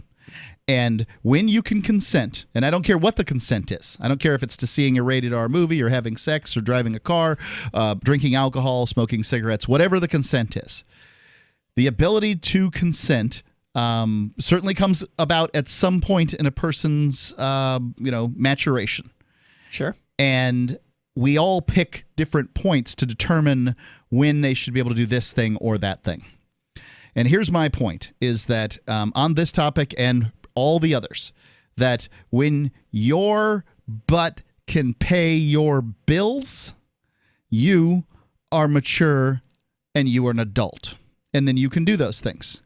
When you can't, you are the member of a family unit, and the family unit makes decisions in the manner that the family unit does. Hopefully, and I understand this isn't true for everybody, hopefully a family unit takes in consideration the things that you want and that would make you happy, and puts that into the decision-making process. They may not, and it's the luck of the draw. I'm sorry, I didn't create the universe, and I didn't come up with this whole nuclear family concept. All I've got to do is live in this particular situation, and I got a bunch of people in my house that don't pay bills. Sure, but that's not their fault necessarily. Like, it's not the 12-year-old's fault that the 12-year-old can't get out there and get a job and pay for own the bills and pay their own way in the world, because that's not the way the world. Some 12-year-olds do. There's rich 12-year-olds. Sure. Rich streamers and stuff like that. Yep. Yeah, but they can't just go out and get a job. Those are one in millions types kids who are out there making living playing with toys on YouTube or whatever it is they do. Yep. The average 12-year-old can't just go out there and get a job. And even if they could, it's not going to be the kind of job that will allow them to pay their bills. They can't go out there and get the training to become a stock trader or something like that at the age of 12. No one's going to give a 12-year-old $150,000 and say, hey, invest this wisely for me. Hey, look, if my son showed me over the course of time that he could make a better than market investment scenario, I would get him that money so that he could invest it for people and make better returns. But where is this 12-year-old going to get that initial money to show that he can make consistently good investments? He can pick stocks, buy times and sell times, and show imaginary losses and gains. There's all kinds of programs to do that online. Yes, that's absolutely true. As long as you can see that the world is moving in the direction that 12-year-olds can make a living, I will concede that the world is coming from a place where they can't. Okay. All right. What I would say is that 12-year-olds don't want to pay the bills. I mean, like the kind of difficulty I have getting him to take the trash out, which is probably very, very normal. I'm not calling him an abnormally recalcitrant child or anything like that. But, he wants to play the video games he wants. He wants to do the things he wants to do because he's 12 and he's never had a job. Right. And the consequences of life have never confronted him. And this is the reason that I say that you, as a person who does not pay your bills, I don't care if you're 30 or 12, if you're not paying your bills, you're not an adult because you haven't had the consequences for the actions in the way that an adult does. Well, that's one particular example of how a person may have faced consequences and responsibility and issues and things like that. But it's important to remember that, having to pay bills, sure, that's a function of maturity. Yep. But maturity and experience aren't directly related to age. There are plenty of 50-year-olds like my father, who's one of the most irresponsible children I've ever known in my entire life. And then you have people like me who at the age of 12, I was extremely responsible because I was in a world where I absolutely had to be. And sure, people who have to be responsible mature more quickly. Does your father pay his bills? No. Okay, where does he live? He mooches off my grandmother. Okay, then he's not an adult. I called him a child. Yeah. So I feel I like my system because people are constantly trying to pigeonhole libertarians into this, well, how old do you think somebody is before they can consent? Well, consent to what? And I know what they're talking about. They're talking about consenting to sex and consenting. I would say that the number is irrelevant. Is this person mentally mature enough? They could be mature enough at the age of 10. I wouldn't do it.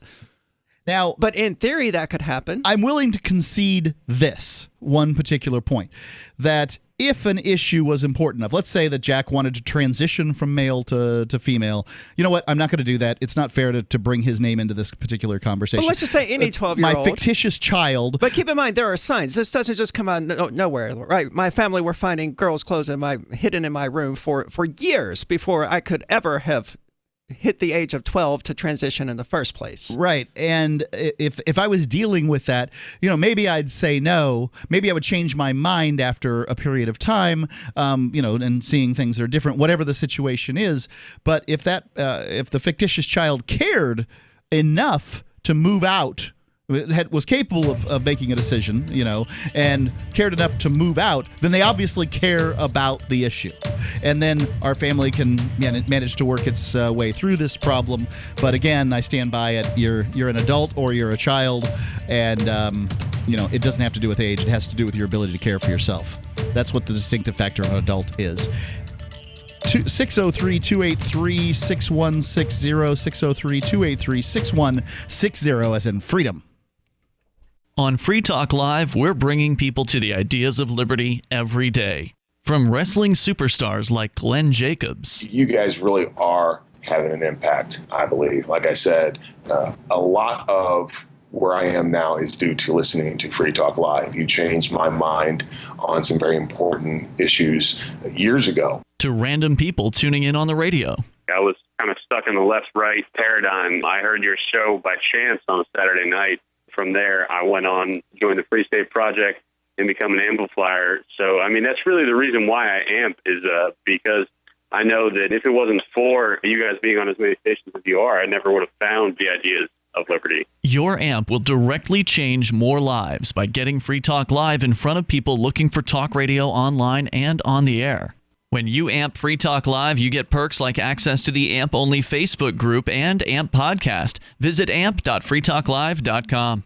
The new 4th edition of Healing Our World, The Compassion of Libertarianism, will take your understanding of liberty to a deeper level and has over 1,300 updated references, new cartoons, and a foreword by Dr. Ron Paul. With discounts for multiple book purchases, the 4th edition of Healing Our World is a great gift for the liberals, pragmatists, environmentalists, and Christians in your life who think libertarianism is cold-hearted. Get yours today at healing.freetalklive.com and use promo code FTL for a $5 discount. So you've heard all 3 hours of the latest episode of Free Talk Live, and you're still hungry for liberty-oriented audio content? Did you know that we have another 24/7 audio stream at LRN.FM? The Liberty Radio Network airs the latest episodes of some of the best liberty-oriented podcasts on the internet around the clock. In addition to recorded content, you'll also hear live shows like Free Talk Live, originating from our Keene, New Hampshire studio. So listen anytime at LRN.FM. That's LRN.FM. I'm grateful to have heard from some of our satellite listeners recently. I appreciate knowing that people are out there who like what we do and are willing to support it financially. LRN.FM's free-to-air satellite feeds blanket most of 2 continents. It was my goal to put our channel there so people without internet could receive our programs and feed pirate radio stations. We started a fundraiser on Patreon a few years ago to back the satellite channels. I recently announced that I was considering canceling the feeds, and donations increased from 15 to 20% of our costs, which are around $1,000 per month. That's a good start, and to incentivize more contributions, the Shire Free Church will be matching every dollar. Can we reach $500 per month? With your help, we can. You can join our satellite fundraiser for just $2 a month at fund.lrn.fm. If we raise enough to keep both of the channels on the air, awesome. If we raise more, I'll add more channels. If not, we can shut them down and go internet only. It's up to you. Thank you for your support. fund.lrn.fm. If you want to know the latest about Free Talk Live before we go on the air, all you need to decide is how you want it delivered. It's your choice. Visit news.freetalklive.com to receive our usually weekly news updates by email. Plus, we have a Twitter account at twitter.freetalklive.com, and you can follow us on the decentralized Mastodon platform at toot.freetalklive.com. So please follow us at toot.freetalklive.com and sign up for our emails at news.freetalklive.com. Cell 411 is a free app for Android and iOS that replaces government-controlled 911. Cell 411 allows you to preset a group of friends or private organizations to show up at any emergency. Cell 411 is a nightmare for the state because it proves their so-called services aren't needed. Cell 411 has had thousands of installs, and of course it's covered by the BIPCOT no government license. Cell 411 because your friends won't shoot you when you're in trouble. Without the government, who would build the emergency services? You and Cell 411. Get it today at getcell411.com. Some of our live shows are streamed in HD on Twitch. Please follow and share at twitch.lrn.fm. That's twitch.lrn.fm.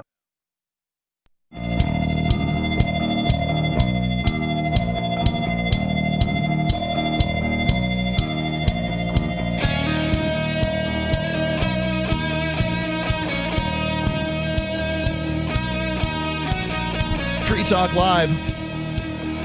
Call in, talk about whatever you want to talk about. It's Mark with you. And Aria. 603-283-6160. 603-283-6160. What we're doing here is reading the Declaration of Independence, and we're going to go through the grievances, or at least at this point, getting on in the show, we'll go through as many of the grievances as we can and compare them to real life and, modern day America and see how they compare, because we've, had an inauguration of a new king today, and I think that's, it has some value. Let's go on. I'm just reading the preamble here. I'm trying to get through it, and let's see.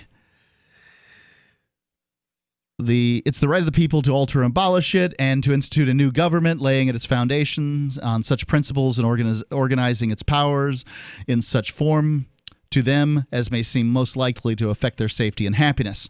Prudence, indeed, will dictate that governments long established should not be changed for light and transient causes.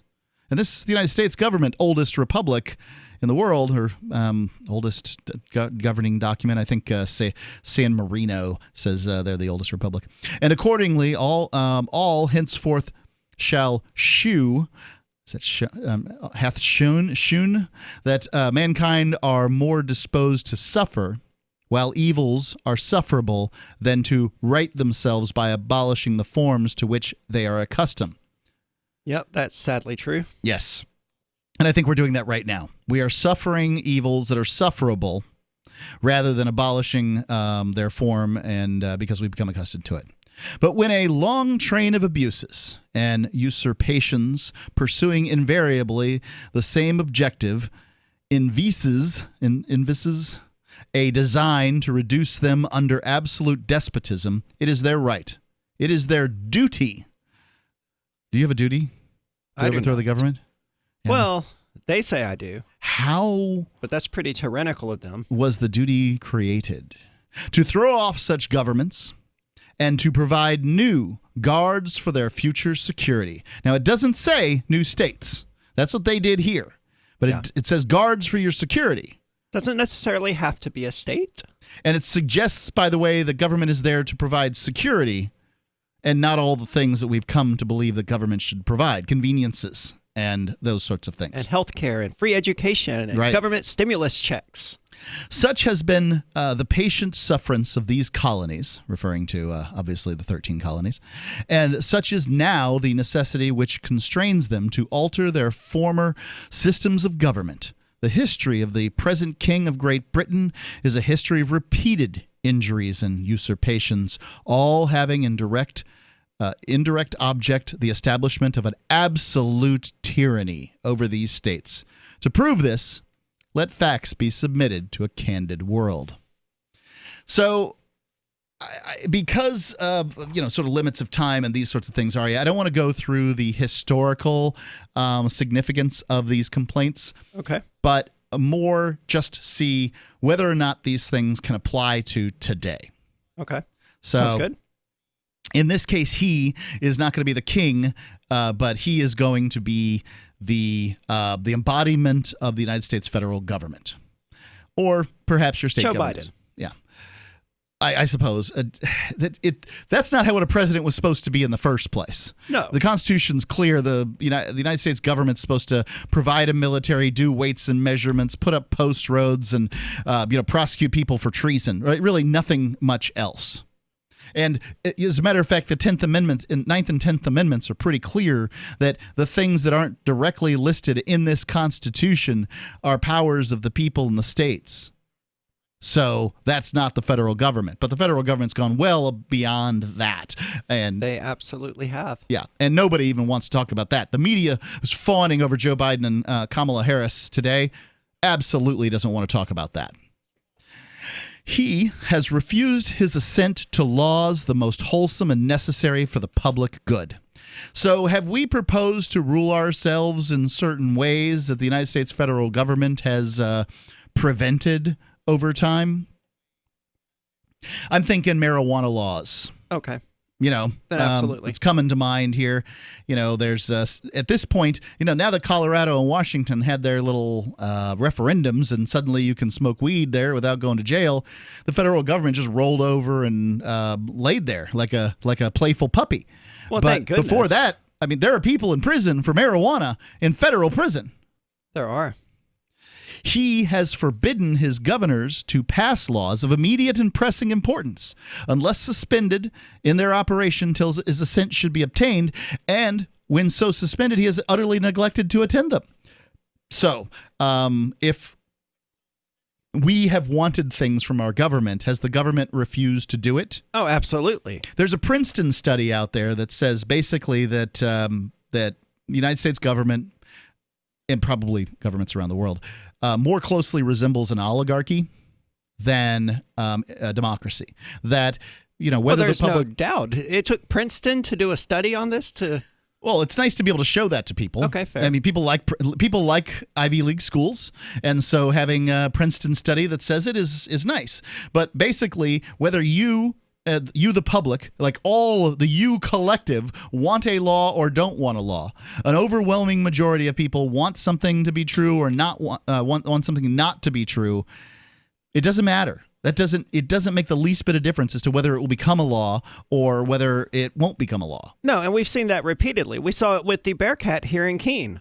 All of those people came out to speak it. Virtually no one was in favor of doing it, and yet the city of Keene was like, screw it, we're going to do it anyway. Real ID is a really great example. They couldn't pass this thing without sliding it into the back of a bill at midnight. Yeah. But, now here it is. It's on its way.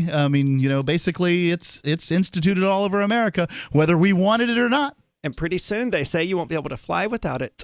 Yep. I think it was October of this year, last year. I thought it got pushed back. Okay, maybe. Because of Keeps on happening. COVID. He has refused to pass other laws for the accommodation of large districts of people unless those people would relinquish the right of representation in the legislature, a right inestimable to them and formidable to tyrants only. I don't think that we lack the representation that was being referred to in the Declaration of Independence. I would suggest that we would, because the level of representatives isn't nearly as high as it was back then. They would be infuriated if they learned that, California had 60-something representatives rather than the 4,000, 5,000, 6,000 that they should have based on the populations and the representative numbers as they were back then. Yeah, I think that's fair. You're right. So there's no representation because the representatives are attempting to represent a whole bunch of people. Far too many. Far too many people. So there's not a this sort of community representation. I would certainly not want to pay them to do that kind of. No, unless it was going to be like the $100 per representative here in New Hampshire. Right, and there was a time, in the early United States, the people became impoverished by being in politics, and then it sort of moved to rich people didn't do politics and left it to the hoi polloi to do. But anyway, he. In this case, the federal government, has called together legislative bodies at places unusual, uncomfortable, and distant from the depository of their public records for the sole purpose of fatiguing them into compliance with his measures. Now, that hasn't happened federally, but it has certainly happened here in New Hampshire. It's happened federally. Has it? Ladies and gentlemen, how many federal laws affect you? How many have you gone to Congress and testified on?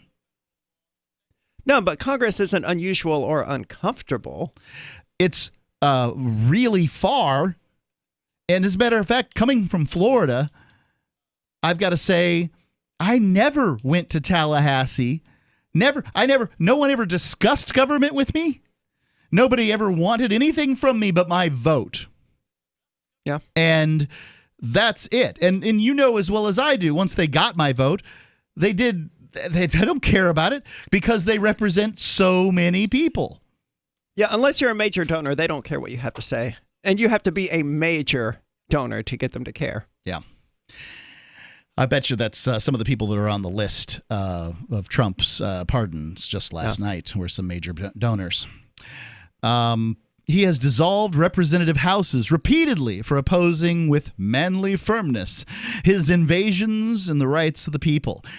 Isn't that just happened last week in New Hampshire with the Declaration of Independence from the Council for Safety or something? The Committee of Safety. Committee of Safety handed a Declaration of Independence to the Attorney General. Well, to the Attorney General's office. The Attorney General himself obviously is too much of a coward to have actually accepted the document, confronted these people. And it said goodbye. Yeah. And obviously, nobody cared. They didn't leave. The governor's still there. 603-283-6160. 603-283-6160.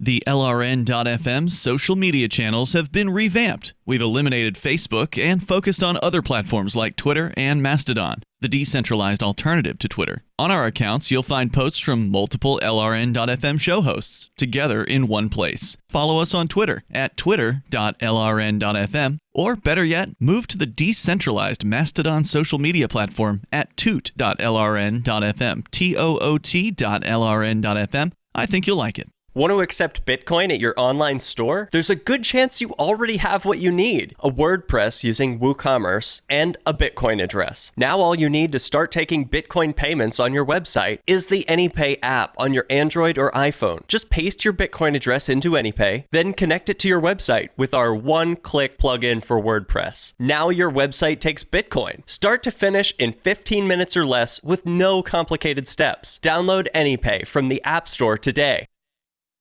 Are you a cryptocurrency advocate? The Crypto Tip is the ideal outreach tool to help new people discover cryptocurrency. It's a printable business card-sized tip that you can give to service providers, preferably in addition to a good cash tip. When the server scans the QR code, it'll bring up an explanation of cryptocurrency, how to install a wallet, and allow them to claim the tip. If they don't claim the crypto, you get your tip refunded to you after a time period you specify. Plus, if they do claim the tip, you get an email alert. Create as many tips as you want at cryptotip.org. That's cryptotip.org. There are lots of ways to listen to Free Talk Live. Our podcast has been around since podcasts began, and now the FTL feed is loaded with content besides our full show archives. Did you know that we make it easy for you to customize your podcast subscriptions? We have different feeds, one that includes only our full shows, one with just the Daily Digest, and our main feed that includes everything. You decide what you listen to. It's quick and easy to customize your feeds at feeds.freetalklive.com. That's feeds.freetalklive.com.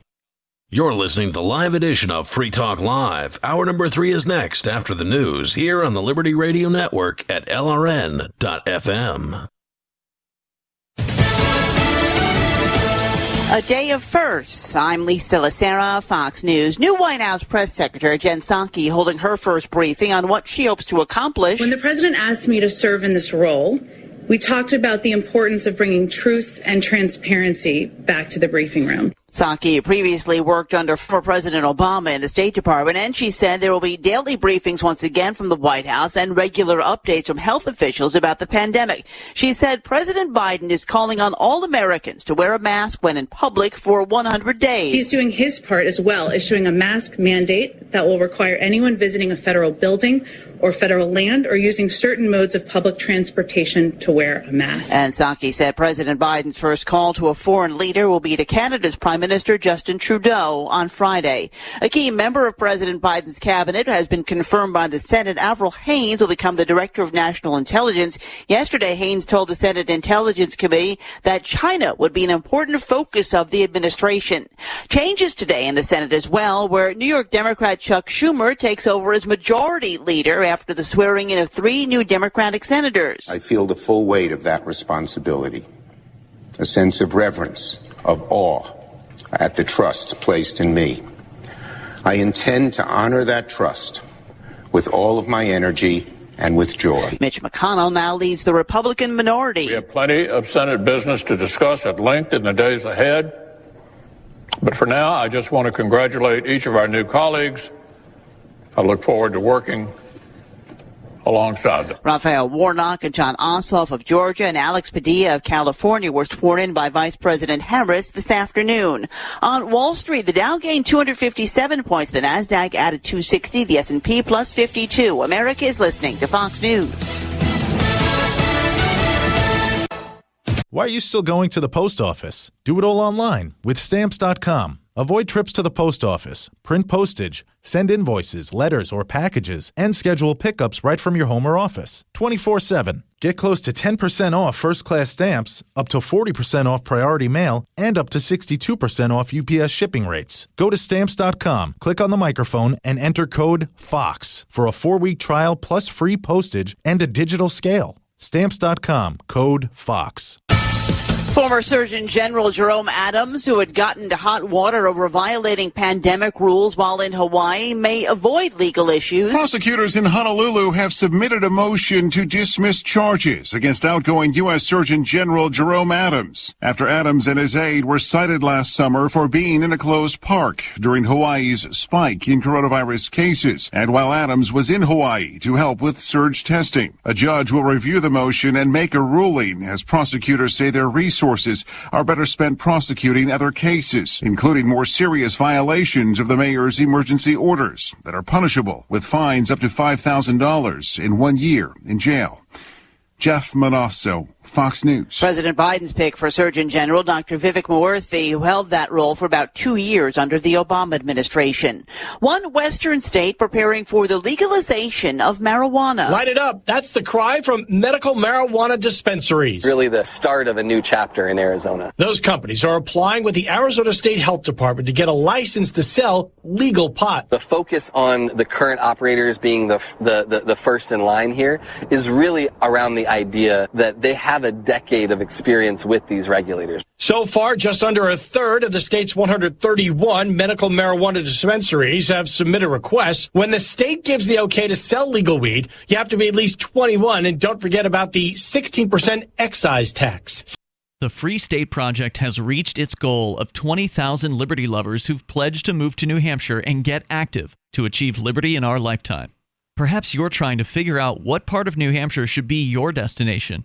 If so, consider Keene. You'll find more than 150 reasons to move to Keene at move.freekeene.com. Keene is famous for its historic, publicity-generating activism, as well as being the liberty media capital of the world. It's home to freekeene.com, New Hampshire's destination for liberty activism, news, and opinion. For years, we've been compiling over 150 reasons to move to Keene at move.freekeene.com, where you'll learn about some of what's happening here and what makes Keene a great place to live. If you love liberty, you'll probably enjoy anywhere you end up in the Shire. But do your due diligence first. Please visit move.freekeene.com for the full list of over 150 reasons to move to Keene. That's move.freekeene.com. Pennington is reeling this hour from one of the biggest stories we've seen in decades. That's right, Kathy. Mayor Sue Hallinan has stepped down following revelations of her involvement in a coupon forging scandal. After a week of fervent denials, Mayor Hallinan admitted that last Thursday she used 5 counterfeit coupons on a weekly shopping trip to the Kroger for a savings totaling $14.81. Once you've made a fake coupon and you've had a taste of that power, it's hard to stop. Mayor Hallinan also apologized for her first response to the controversy when she blamed Jared the paperboy for stealing her coupons and replacing them with the fakes. I don't know what to say. She could have ruined my career. I hope she goes to jail forever. And in what many are saying is the ultimate indignity, Mayor Hallinan's photo has been put up on the Kroger's so-called banishment wall in between such undesirables as the Fredericks boy and infamous gum thief, Mr. Ivins. This is the Onion News Network.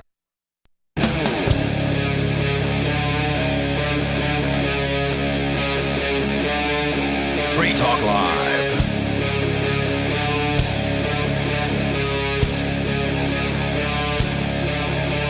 Free Talk Live. 603-283-6160. That's a new number. You should record that in whatever way you at some point you're going to want to call Free Talk Live. Hopefully. If you've been listening, you're going to want to call. And you don't want to be fumbling around waiting for me to give the number. 603-283-6160. It's Mark with you. And Aria. We're going through the Declaration of Independence. Before we get back into that, would you like to hear the 7 tenets of the Satanic Temple? Oh, I can't wait. I keep forgetting about them. Wish I could. You'll Go like ahead. them. 1. One should strive to act with compassion and empathy toward all creatures in accordance with reason. That sounds great. 2. The struggle for justice is an ongoing and necessary pursuit that should prevail over laws and institutions. Yes. 3. One's body is inviolable, subject to one's own will alone. Okay. 4. The freedoms of others should be respected, including the freedom to offend. To willfully and unjustly encroach upon the freedoms of another is to forego one's own. Sounds like the non-aggression principle with a bunch of flowery language, all right? 5. Beliefs should conform to one's best scientific understanding of the world. One should take care never to distort scientific facts to fit one's beliefs. It's hard these days. It is. Scientific facts, being in short supply. 6. People are fallible. If one makes a mistake, one should do one's best to rectify it and resolve any harm that may have been caused. This is the definition of integrity. 7. Every tenet is a guiding principle designed to inspire nobility in action and thought. The spirit of compassion, wisdom, and justice should always prevail over the written or spoken word. And we need to call this set of beliefs Satanism. Why? Because that's what it is. No, it's not. Those are the tenets of Satanism. It's just not. But they literally are. Yeah, it's not. So, adversarialism against the enemy. What is the enemy of the day? What is the god of the day? Ignorance. The state. Violence. Okay. The fine. state. So, if you're an adversary of the god of the day, adversary is simply what Satan means. So it's adversarialism against gods, and the god of the day is the state. Yeah. So words should have meanings in the way that they're spoken. They should immediately mean something in the way they're spoken, right? Like I should be able to communicate to somebody quickly and easily that what it is that I stand for or whatever. And the term Satanism is in fact the opposite of that. It's an obfuscation. It's one of the reasons I don't use the term anarchist, because anarchist to a person who has never heard the term. Now, do I believe that a top-down hierarchical state like the involuntary governments that we've had for the course of 9,000 years is the way to run things? No. But the term anarchist, which many libertarians have adopted, and I believe you're one of them. I am. Yeah. I've also taken on the moniker of Satanist. Right. So Satanist, and which in fact you don't believe in Satan, right? I believe in being an enemy of the god of the day.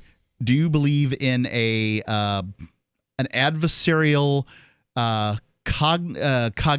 cognating force that is opposite of God, which is also a cognating force?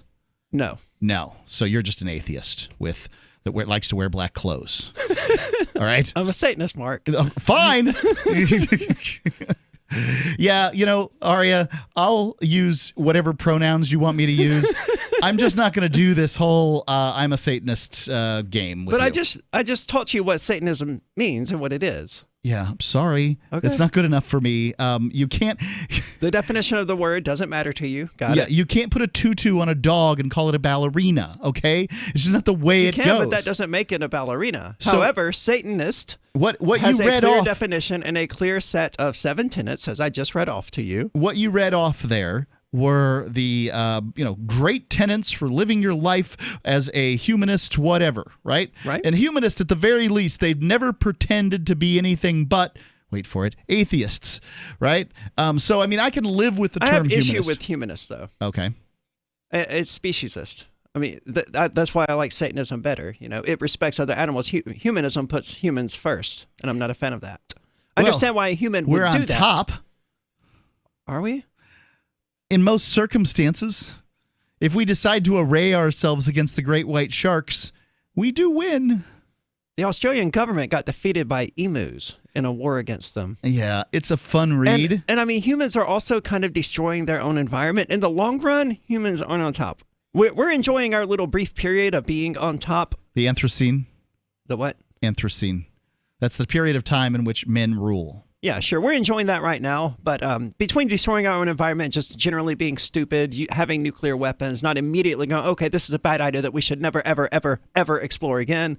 AI, the Internet of Things, humans are a ticking time bomb of self-destruction.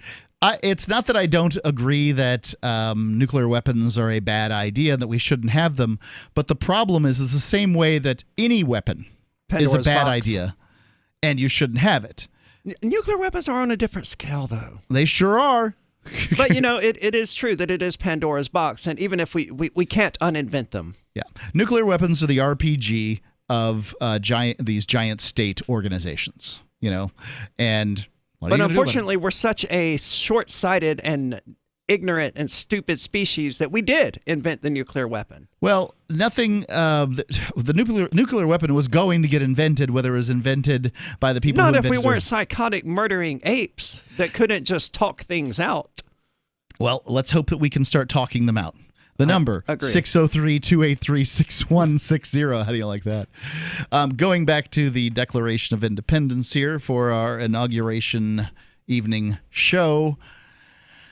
What we're trying to do is apply the grievances of the Declaration of Independence to modern day life. And so in this case, it says he over and over again, referring to the King of England at the time. But we're applying it to the United States federal government and or state and local governments, depending. He has dissolved representative houses repeatedly for opposing with manly firmness his invasions on the rights of the people. Now, okay, so basically representatives were like, hey, no, you can't do this. And he just dissolved their house. And this was the taxation without representation thing that they were all going on with. We're not getting sufficient representation. And I think that it's a fair estimation. Well, we're still not. What I'll say is regarding this is that we have these groups, as we call them, towns, cities, counties, whatever. So if you decide that you want to rule, you and the people in your neighborhood decide you want to rule yourself, your county is not going to take it very well. No, they're not. And your state isn't going to take it very well. You're very unlikely to be able to sort of section off. This used to happen more in the past than it does now. So I can see there's towns incorporated in New Hampshire, 17 prior to the Revolutionary War and into the 1800s, sometimes 1900s. But now the likelihood of you getting a new town, very, very unlikely. I've never given that any thought. Really? Yeah, I guess you're correct. Yep. He has refused for a long time, after such dissolutions, I presume of the houses of representative houses, to cause others to be elected, whereby the legislative powers incapable of annihilation have returned to the people at large for their exercise. The state remaining in the meantime exposed to all the dangers of invasion from without and convolutions from within. Sounds like basically he's appointing governors and then they're not showing up and these sorts of things that, we are at the mercies of anarchy. It was the claim here. Okay. And people who want to invade us, probably the French and the Indians. He has endeavored to prevent the population. We're talking about what's going on here. Does the government leave us unprotected? It does all the time. I don't know that we're at risk of being invaded by anyone or attacked by anyone But what about except crime? the government. Crime happens all the time, and then the state says to you they have no obligation to protect. Good point. So, which they have said, and the Supreme Court has upheld repeatedly, the police have absolutely no obligation to protect you or to stop a crime being committed against you. You have an obligation to pay for the security force known as cops, but they have no obligation to protect you. Many of them will, but they don't have an obligation. You can't hold them responsible. It's not like a security company you paid. Don't believe me? 603-283-6160. 603-283-6160. What if the United States and the Soviet Union had fought on land, sea, air, and the astral plane, struggled for dominion across parallel dimensions or on the surface of the moon? What wonders would have been unveiled? What terrors would have haunted mankind from those dark and dismal dimensions? Come closer, peer through a glass darkly, and discover the horrifying alternative visions of World War III from some of today's greatest minds in science fiction, fantasy, and horror. Weird World War III. Available now from Baen Books at baenbooks.com. Bitcoin.com is the best source for learning about cryptocurrency. Go there now, click on Get Started at the top of the page. Once you do that, you'll find a cornucopia of information, neatly organized for your needs. If you're a knowledgeable crypto user, check out news.bitcoin.com where you can get the latest headlines. Bitcoin.com is your source for buying cryptocurrency, getting a wallet app, mining, trading, and all the latest cryptocurrency news, all on a slick and easy-to-use website. All put together by the best minds in the business to teach you about cryptocurrency. Bitcoin.com. Divvy's been a pretty good investment for Free Talk Live. Their ad campaign started in September 2019, and from mid-March to mid-July, the values soared by 10 times. It's not too late. Divvy's new wallet hasn't even released yet, and other things are happening that I can't even say on the radio. If you want to invest and potentially do well, go to divvyproject.org. I can tell you that FTL is deepening its partnership with the guys from divvyproject.org. Past performance is not an indication of future profit. divvyproject.org. D-I-V-I project.org. Freedom! Freedom is the call of the untamed Scotsman and all others that want to feel the wind under their kilts. At Free Talk Live, we love the breezy, swinging feeling that only a kilt from Sport Kilt can give. We teamed up with Sport Kilt to let you experience their form of freedom at a discount. Go to kilts.freetalklive.com and see a picture of Richie and me in our kilts. And then head over to sportkilt.com. Get some stylish freedom for yourself and use code FTL for a 10% discount. Sportkilt.com.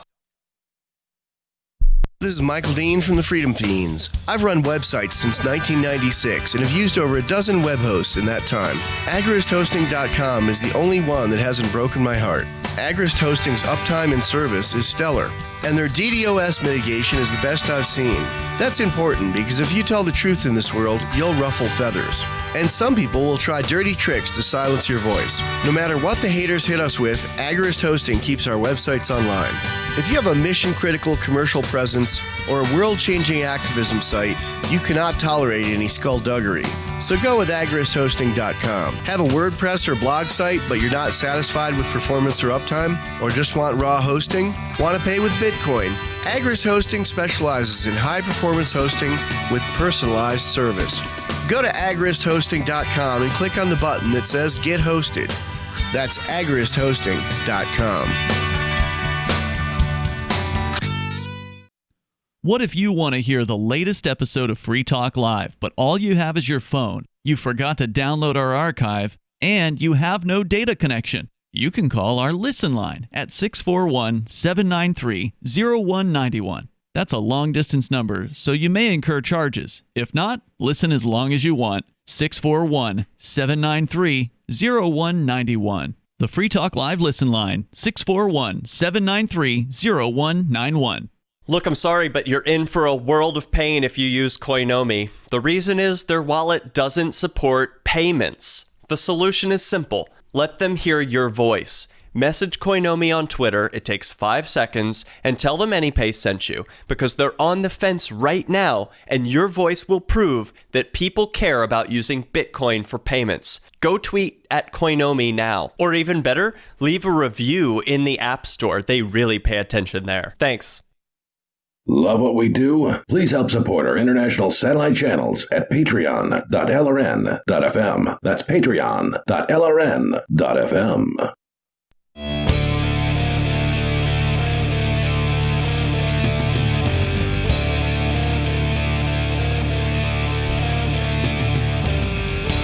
Free Talk Live. This live edition. You can call in 603-283-6160. We're going through the Declaration of Independence here. That's our celebration of the inauguration of Hail to the new chief, same as the old chief. But I think it's worth going through because at this point we've gone through and nearly every one of the grievances that's in the Declaration of Independence, and that's what it is, a little grievance paper by Thomas Jefferson. And we found examples that are identical here in the United States today. Yeah, we keep on coming up with them.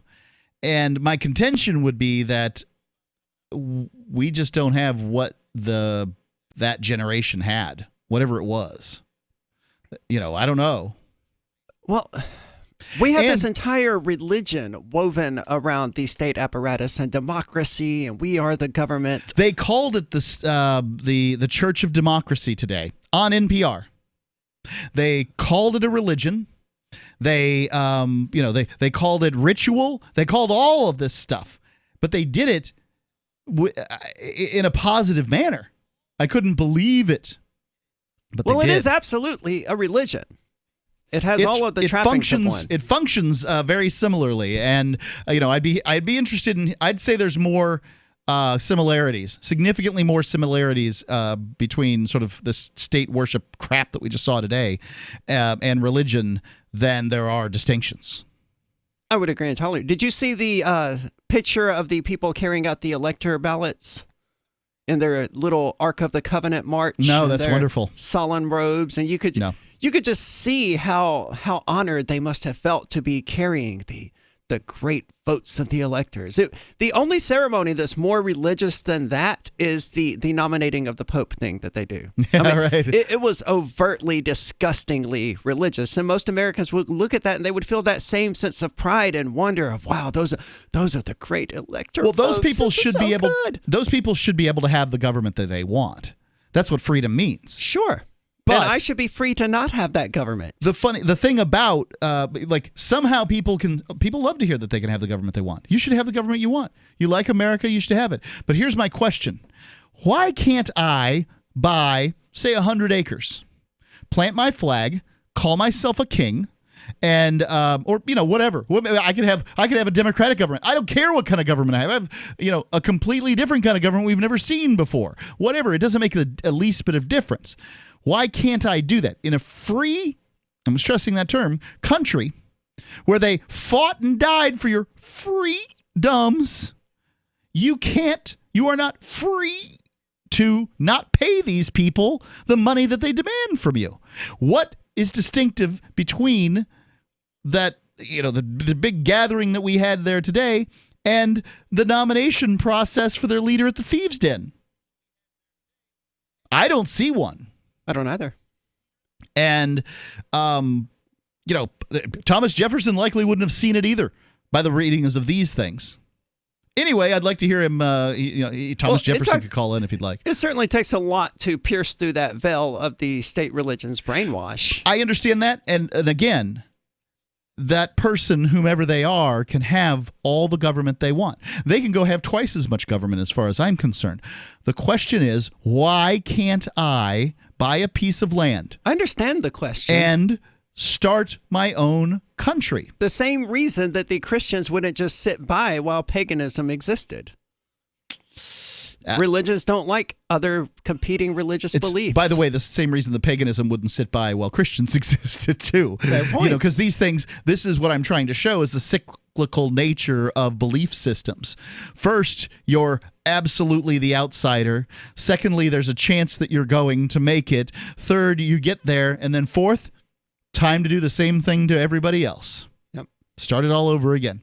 He, referring to, in this case, the federal government, because we're, or federal, state, and local governments, because we're changing that for the king, has endeavored to prevent the population of these states for that purpose, obstructing the laws for naturalization of foreigners, refusing to pass others to encourage their migrations hither, and raising the conditions of new appropriations of lands. So basically saying, hey, we want more people to come here and work and farm and have our stuff, and you won't let them in. Why? That's identical to what's going on today. Beyond that, the federal government isn't even supposed to be regulating immigration. It's supposed to be the states regulating it, and they don't have any authority whatsoever to, because the king, the federal government, has taken that away from them. Made it impossible to acquire land and start a new township, as you pointed out, because if it's not owned by a private person, it's owned by the federal government. Every acre of land on this continent is owned by a government or a private individual. Right. So naturalization at the time, sort of what it meant was the ability to become the process into which one becomes able to vote and come here and all those sorts of things. But the federal government is not actually given the power of immigration.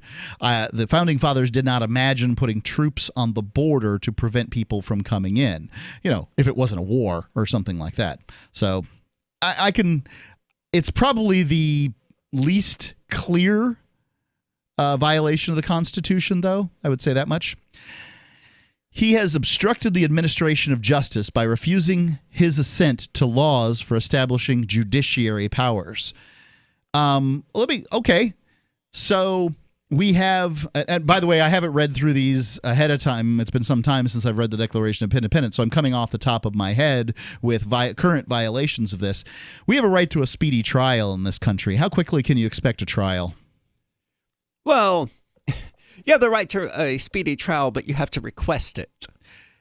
No, and even then, you won't get it. No, even then, your speedy trial is going to take a year. Right. That's not a speedy trial. It is not. Not by anybody's definition of what a speedy trial is. Speedy trials don't exist anymore, and here's the reason. We don't have enough judges, or we have too many laws. Both of those statements are true.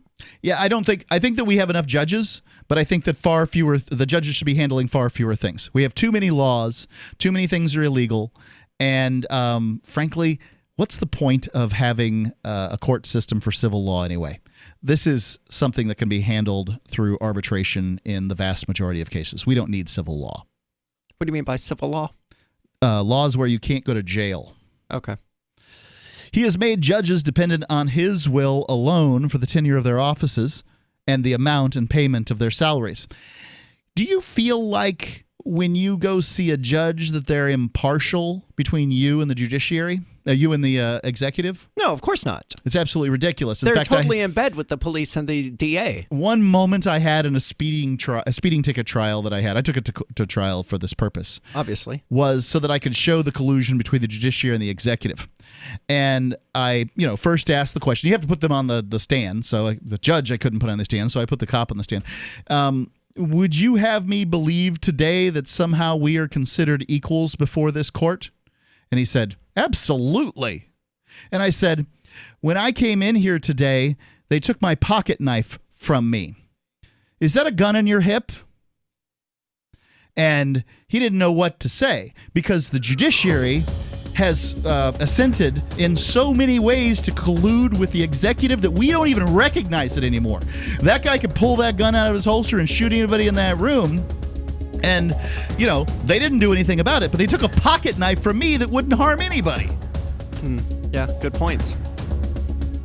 603-283-6160. 603-283-6160 here on Free Talk Live. Mounds and mounds of fur. Our hairballs have hairballs. Our cat Mama, she's 10 years old. She has dandruff and an oily coat. I have two cats, Zippy and Daisy. Daisy sheds like crazy. If you love your pets as much as I do, you'll want to do what's best for them to live long, healthy, happy lives. DINOVITE.com. I just tried this wonderful Catalicious Dynavite for cats, and my cat has been on it for 2 weeks. She is not scratching anymore. She's not chewing anymore. It is just the best. I was thrilled when I heard Dynavite for cats was coming out because I'd seen the changes in my dog. To introduce my cat to Dynavite, I took the advice from Dynavite and put their food on top of just a scoop in the bowl, just to get them used to it, because I know if I even switch one little thing, they put their nose up to it. There was not one problem. Dynavite for life. You won't believe how happy your cat will be.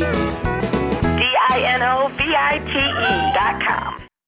We have some good news. The indictments against Ross Ulbricht in the District of Maryland were dismissed with prejudice, meaning they can never be refiled. This is especially good because those indictments contain the only charge ever made that Ross engaged in murder for hire. This was a serious allegation that Ross Ulbricht denies. It was never prosecuted or ruled on by a jury, but was trumpeted by the federal government and the media as if it were proven fact. The Maryland court held these indictments for almost 5 years, poisoning Ross's case and leaving him under a cloud of unproven allegations. allegations. As explained in Ross's appeal to the Supreme Court, the fact that the judge used these allegations to give Ross a draconian sentence of double life without parole violated his Sixth Amendment right to a jury trial. Judges are required to issue sentences based on convictions decided by a jury, not unproven allegations never even charged at trial. Although this is a positive development, the dropped indictment will not set Ross free. Now, a presidential pardon is Ross's only hope of freedom. Sign the petition at freeross.org. freeross.org.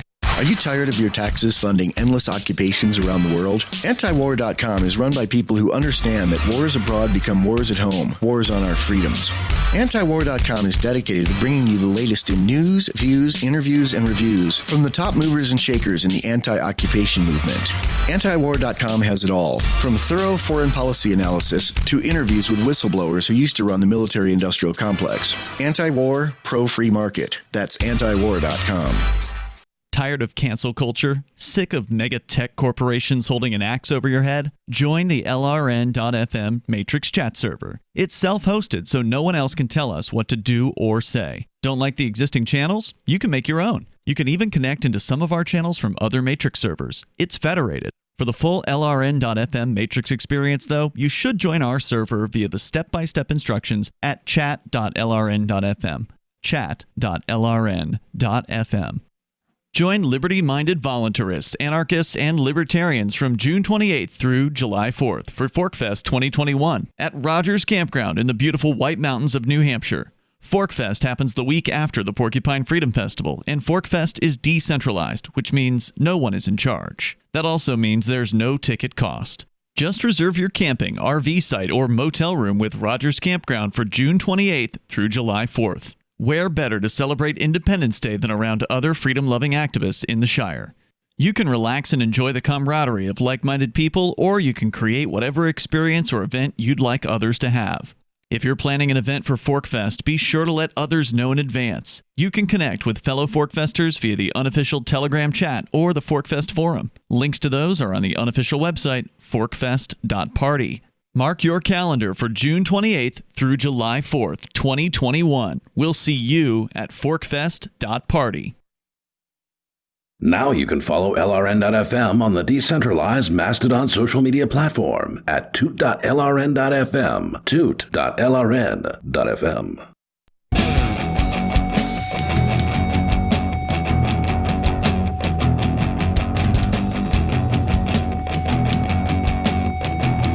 Talk Live. You can call in, talk about whatever's on your mind. It's Mark with you. And Aria.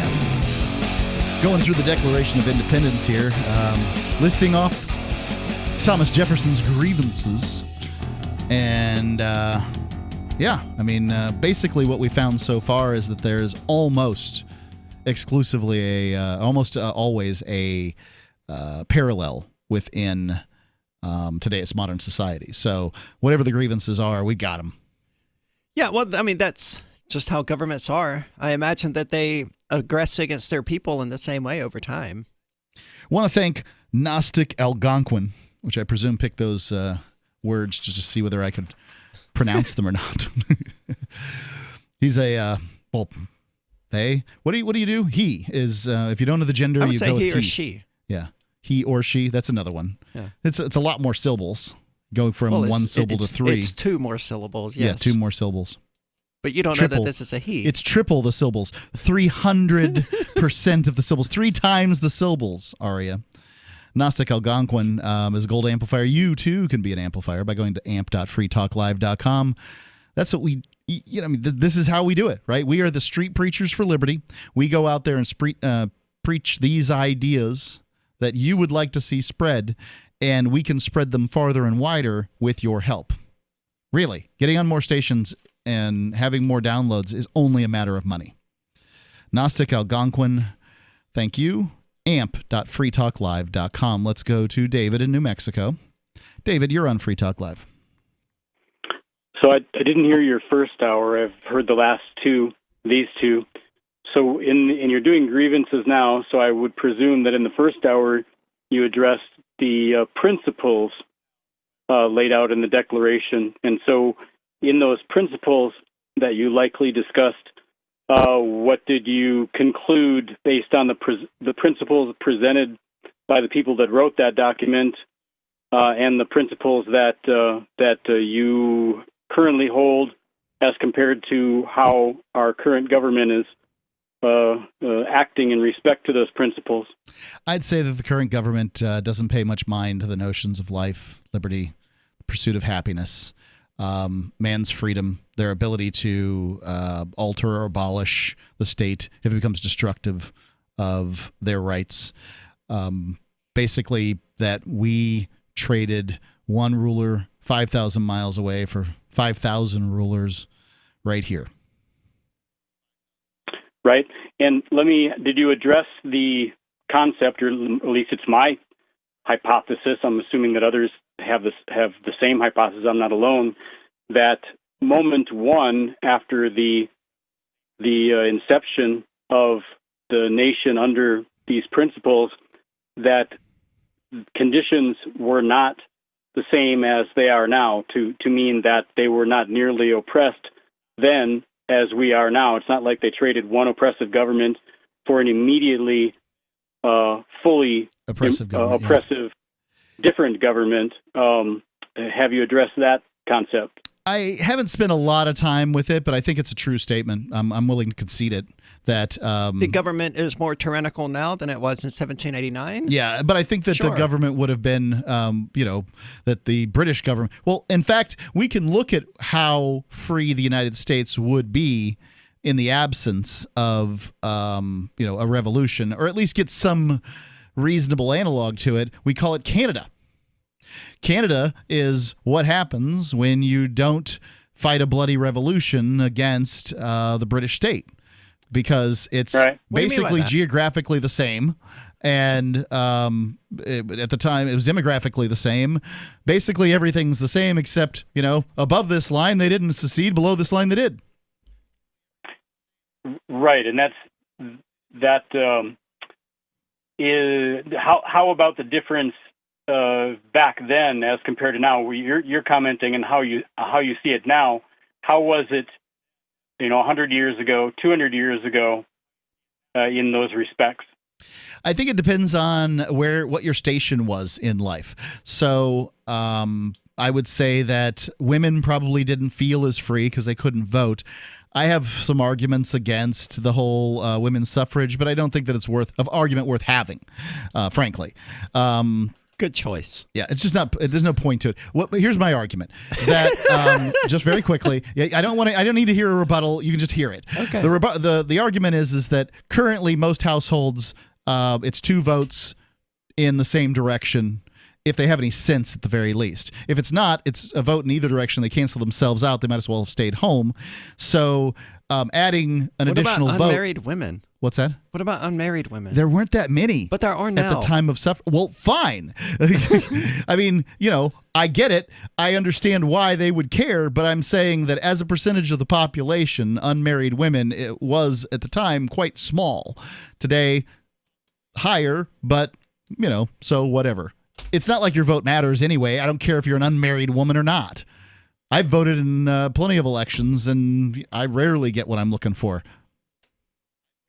Okay, and so that was briefly on that question. How about on the question of, to what do you attribute the drift from, we'll just call it relative freedom, to what we have now, which are what I would call significantly less than relative freedom? I'd say it's people's desire for safety. The democratic process and people's desire for safety. Okay, so you're not going to entertain the not. You're talking about people's desire for relative or for safety, or the illusion of it. What about the outside forces that might be trying to convince the people that they want and will receive additional safety? The nefarious powers that have an interest in, since we don't have a king here, that leaves a vacuum for me to try to slip in and become a de facto king. What about those nefarious forces? Yeah, I think that that's true, right? Like the state's nature is to grow and find more things to do. And the longer a state is around, the more things that it will find to do over time.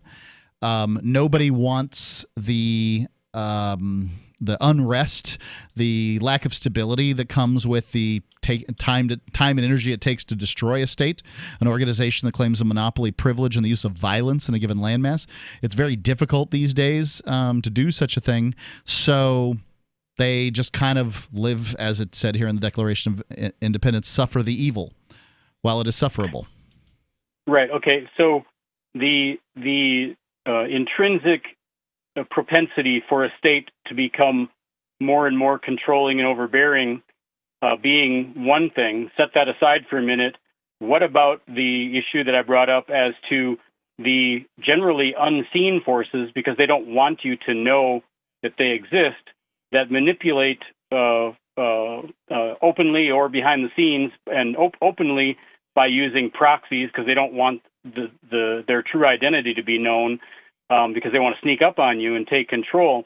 What about the nefarious powers, or as compared to Why don't you go ahead and tell me? I can't answer because I don't have any idea what in the hell you're talking about. Yeah, why don't you just tell me what the nefarious powers are? I have 1 minute here, rather than having me guess whether it's ghosts that make my car move forward or the combustion engine. Please go ahead. Okay, well, prior to the American Revolution, there was a group of wealthy people, and this is just obvious, it's on its face. There were kings and queens all over Europe, and Europe then colonized the rest of the world because they had some technology the rest of the world didn't, and they basically controlled the whole world until we came along and ruined that for them by having a revolution in the United States. And ever since then, they have been, as I see it, trying to control the whole world again, and those people would be the nefarious powers. Okay. I mean, the UN seems to be well populated with people from not the United States, but, it's a theory. I'll have you can support it some other time. Thank you for the call. The number, 855-450-37... Oh, I'm giving this the darn toll-free number. 603-283... I almost made Only it the whole once show. Tonight, yeah. 603-283-6160. Thank you for the call, David. 603-283-6160. A local grandmother is beginning to realize that her family never even looked for a better nursing home. A man leaves a father-daughter dance with a different girl than he came with, and an earthquake late warning system goes off in Haiti. Watch as yet another precious fraction of your life passes mercilessly in front of your very eyes. This is the Onion Week in Review. Shortly after discovering he had locked himself outside of his suburban home Thursday, fully nude claims adjuster David Ronzo delivered a moving and thought-provoking treatise on the frailty of the human condition to a slowly gathering crowd of his neighbors. Ronzo, who initially panicked when he realized he was naked, soon turned and faced confused passersby and delivered a stirring oration on the grim facts of mortality, along with the indomitable nature of the human spirit. In other news, a man is arrested for stealing over $50,000 worth of beards from Hank Williams Jr. A pretty lady is playing hard to follow, and a dog named Murph lives up to his name. For more, visit theonion.com/newsbeat.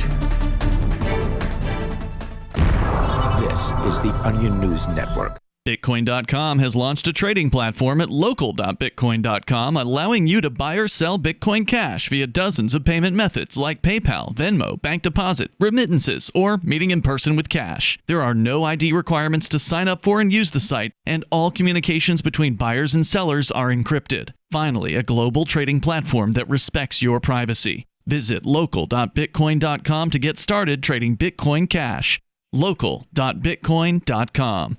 Some of you asked, and now we've delivered. LRN.FM's live Keene, New Hampshire studio shows are now streamed in HD on Twitch. Visit our channel at twitch.lrn.fm and give it a follow. If you have Amazon Prime, you get one free subscription on Twitch. If you use it on our channel, Twitch will give LRN.FM a monthly piece of your Prime subscription cost. So please watch, follow, share, and subscribe to twitch.lrn.fm. That's twitch.lrn.fm.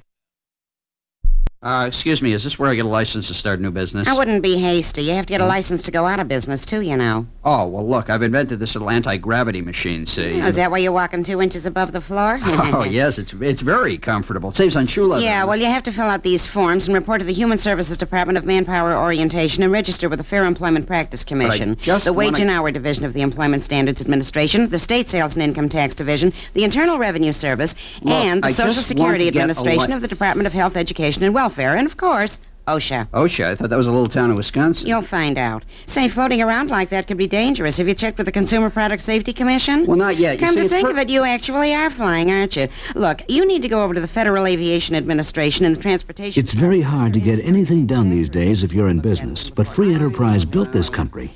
Think what could happen if we don't keep it free. A public service of this station and the Center for the Defense of Free Enterprise, Bellevue, Washington. Besides, we just can't have people floating about unregulated, you know.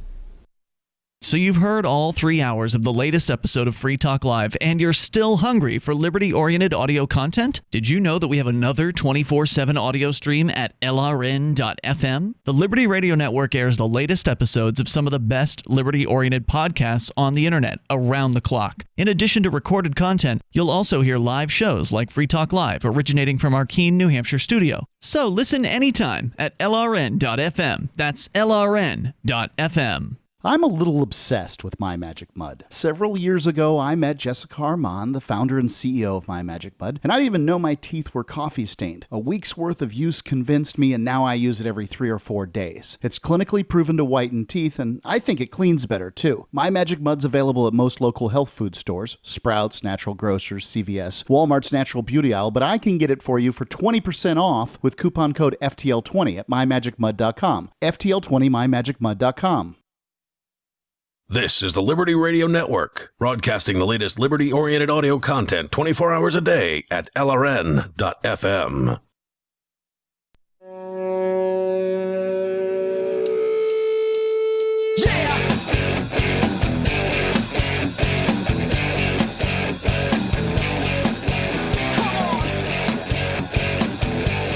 Free Talk Live, final segment.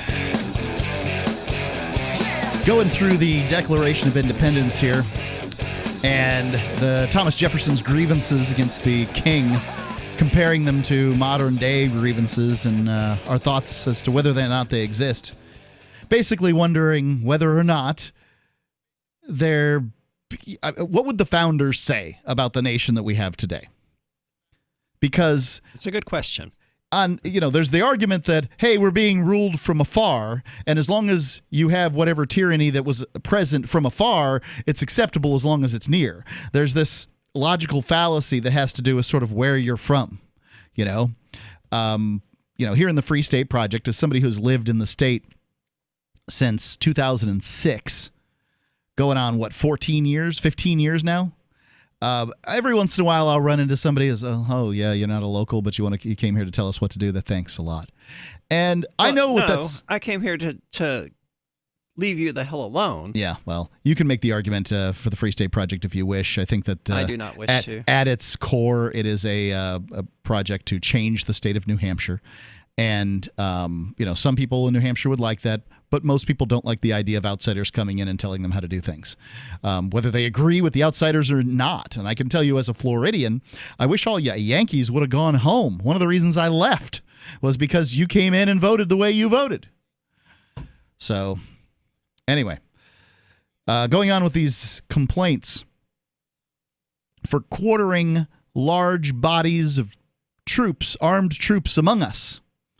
Aria, does the current governmental system quarter large groups of troops among us? Yes, but it does it in a way that we don't recognize. How so? The land that you own is yours from the center of the earth to the upper layers of the atmosphere. All right. And the military regularly flies planes through what is 100% legally your airspace. I would say that police, so police did not exist at the time of the writing of the Declaration of Independence. They didn't know what a police officer was. First police officer was in London in 1850. So a full 75 years after this. And sheriffs didn't have the same sort of powers and control over a given area that because they were elected. Modern police do, even if they were appointed.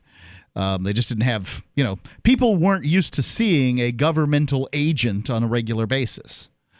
And how nice that must have been. So I would say that, in fact, we have among us troops all the time. We just don't call them troops. They're inward-facing troops, not outward-facing troops. For protecting them, the troops, by mock trial from punishment for any murders which they should commit on the inhabitants of these states. Well, that sounds familiar. Oh, you're saying today that if a police officers aren't held to the same level of justice that you and I are? I am exactly saying that. Yeah. For cutting off. And I don't think anyone would seriously try to make the argument otherwise. For cutting off our trade, I've heard police officers say that they are, in fact, the law is enforced upon them more stringently, not less. I don't know how they come to that bizarre conclusion. Because everybody wants to be the underdog. That's why. But they're literally... It's possible to be on somebody's neck, preventing them from breathing, and still think you're the underdog. Because that's how humans are. Fair. For cutting they're off wrong. Right. The Yankees fans think they're the underdogs. For cutting off our trade with all parts of the world. Does the federal government currently tell you with whom you can trade and with whom you can't? Oh, absolutely. That's one of the reasons we love Bitcoin. For imposing taxes on us without our consent. That's very familiar. It's like the definition of tax. For depriving us of many if it was voluntary, cases, it would be a donation for sure. For depriving us in many cases of the benefits of trial by jury.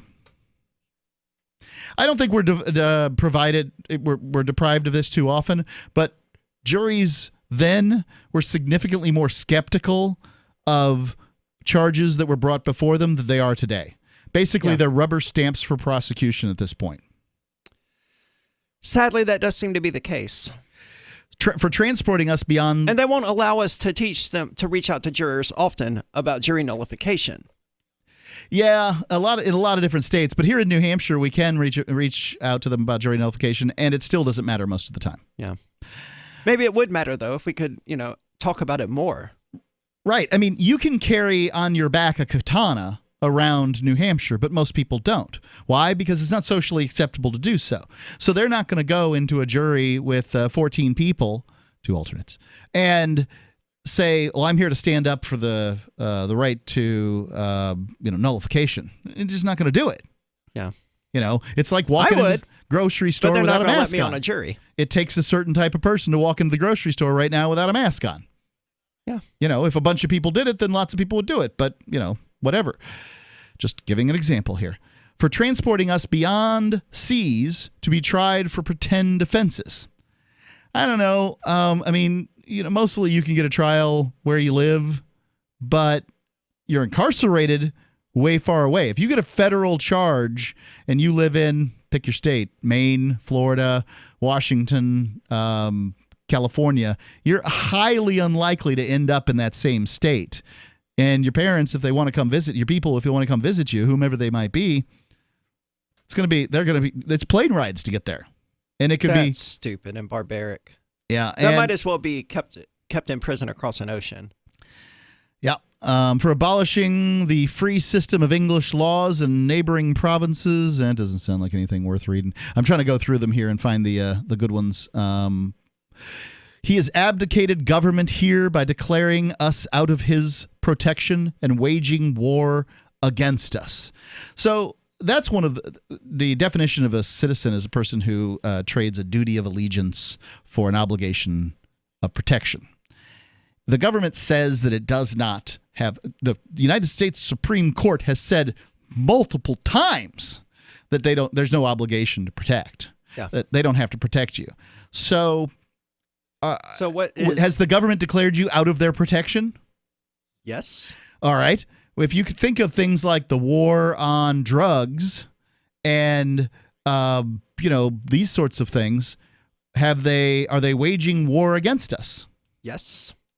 All right. Well, I got that one. En masse, they are waging war against us. Has plundered our seas, ravaged our coast, burnt our towns, and destroyed the lives of our people. I don't see a lot of towns burning, but I've seen a lot of people had their lives destroyed by the state for, and no one seems to be able to do anything about it. One of the nice things about working for the government is throwing up your hands and saying, hey, I think it's wrong, but I don't know what to do about it. Sorry. Yeah. Not my fault. And it's just like it just moves forward. Like those 12 people in the jury, they don't think of themselves as responsible for the injustices done by the judicial system, but they had an opportunity to do something about it. People who work for the state, actually, I think that the state is probably more, and I'm talking about counties and cities and all that stuff, it's more immune to somebody doing something about it even than a jury trial. If you're a mid-level bureaucrat working in the planning department or something of your local county, what are you going to do about zoning laws? Nothing. Yeah. You didn't vote on them. You didn't put them in place, And you can't change them. Right. Sorry, your elevation's not right. The pitch of your property is too high. Whatever. I guess you could choose to not enforce them. You can, but I mean, it's going to get back at some point. It's not like if you stamp something. In many cases you aren't the only thing in between this person and getting done what they want to get done. Yeah, good point. And if you don't do it, it's like they come back and they say, Aria, I'm looking at this piece of paper here, and it looks like you didn't tell these people no that they couldn't do this. Shocking. I mean, they couldn't do this. We can't have this kind of thing. This is an absolute violation of our zoning laws here. And, the boss is going to come have a chit-chat with you, and then you do it again and do it again and do it again. And pretty soon you just look incompetent.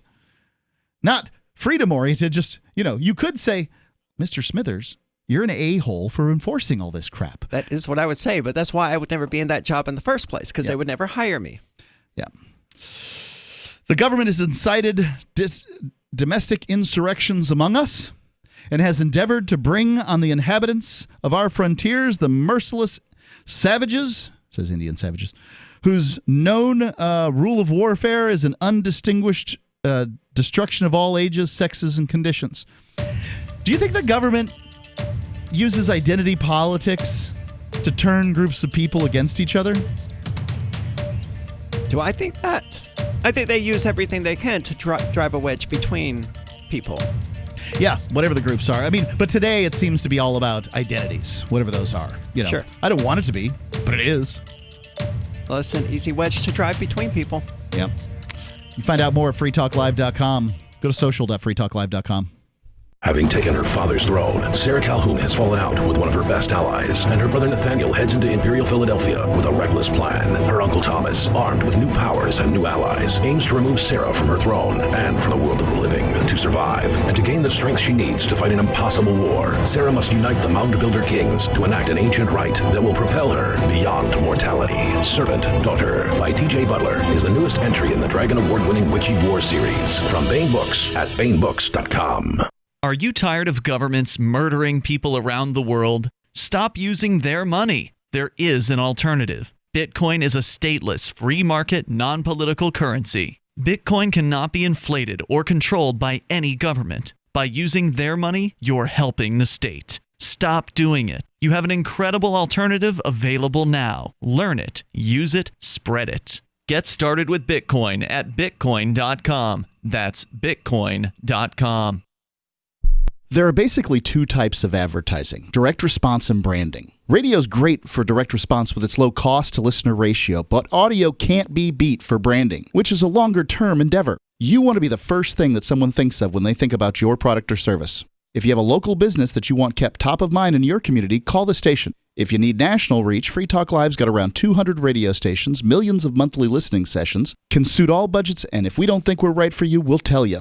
Email me, mark@freetalklive.com. If you want to know the latest about Free Talk Live before we go on the air, all you need to decide is how you want it delivered. It's your choice. Visit news.freetalklive.com to receive our usually weekly news updates by email. Plus, we have a Twitter account at twitter.freetalklive.com, and you can follow us on the decentralized Mastodon platform at toot.freetalklive.com. So please follow us at toot.freetalklive.com and sign up for our emails at news.freetalklive.com. The latest episode of Declare Your Independence with Ernest Hancock is next after the news on the Liberty Radio Network at LRN.FM.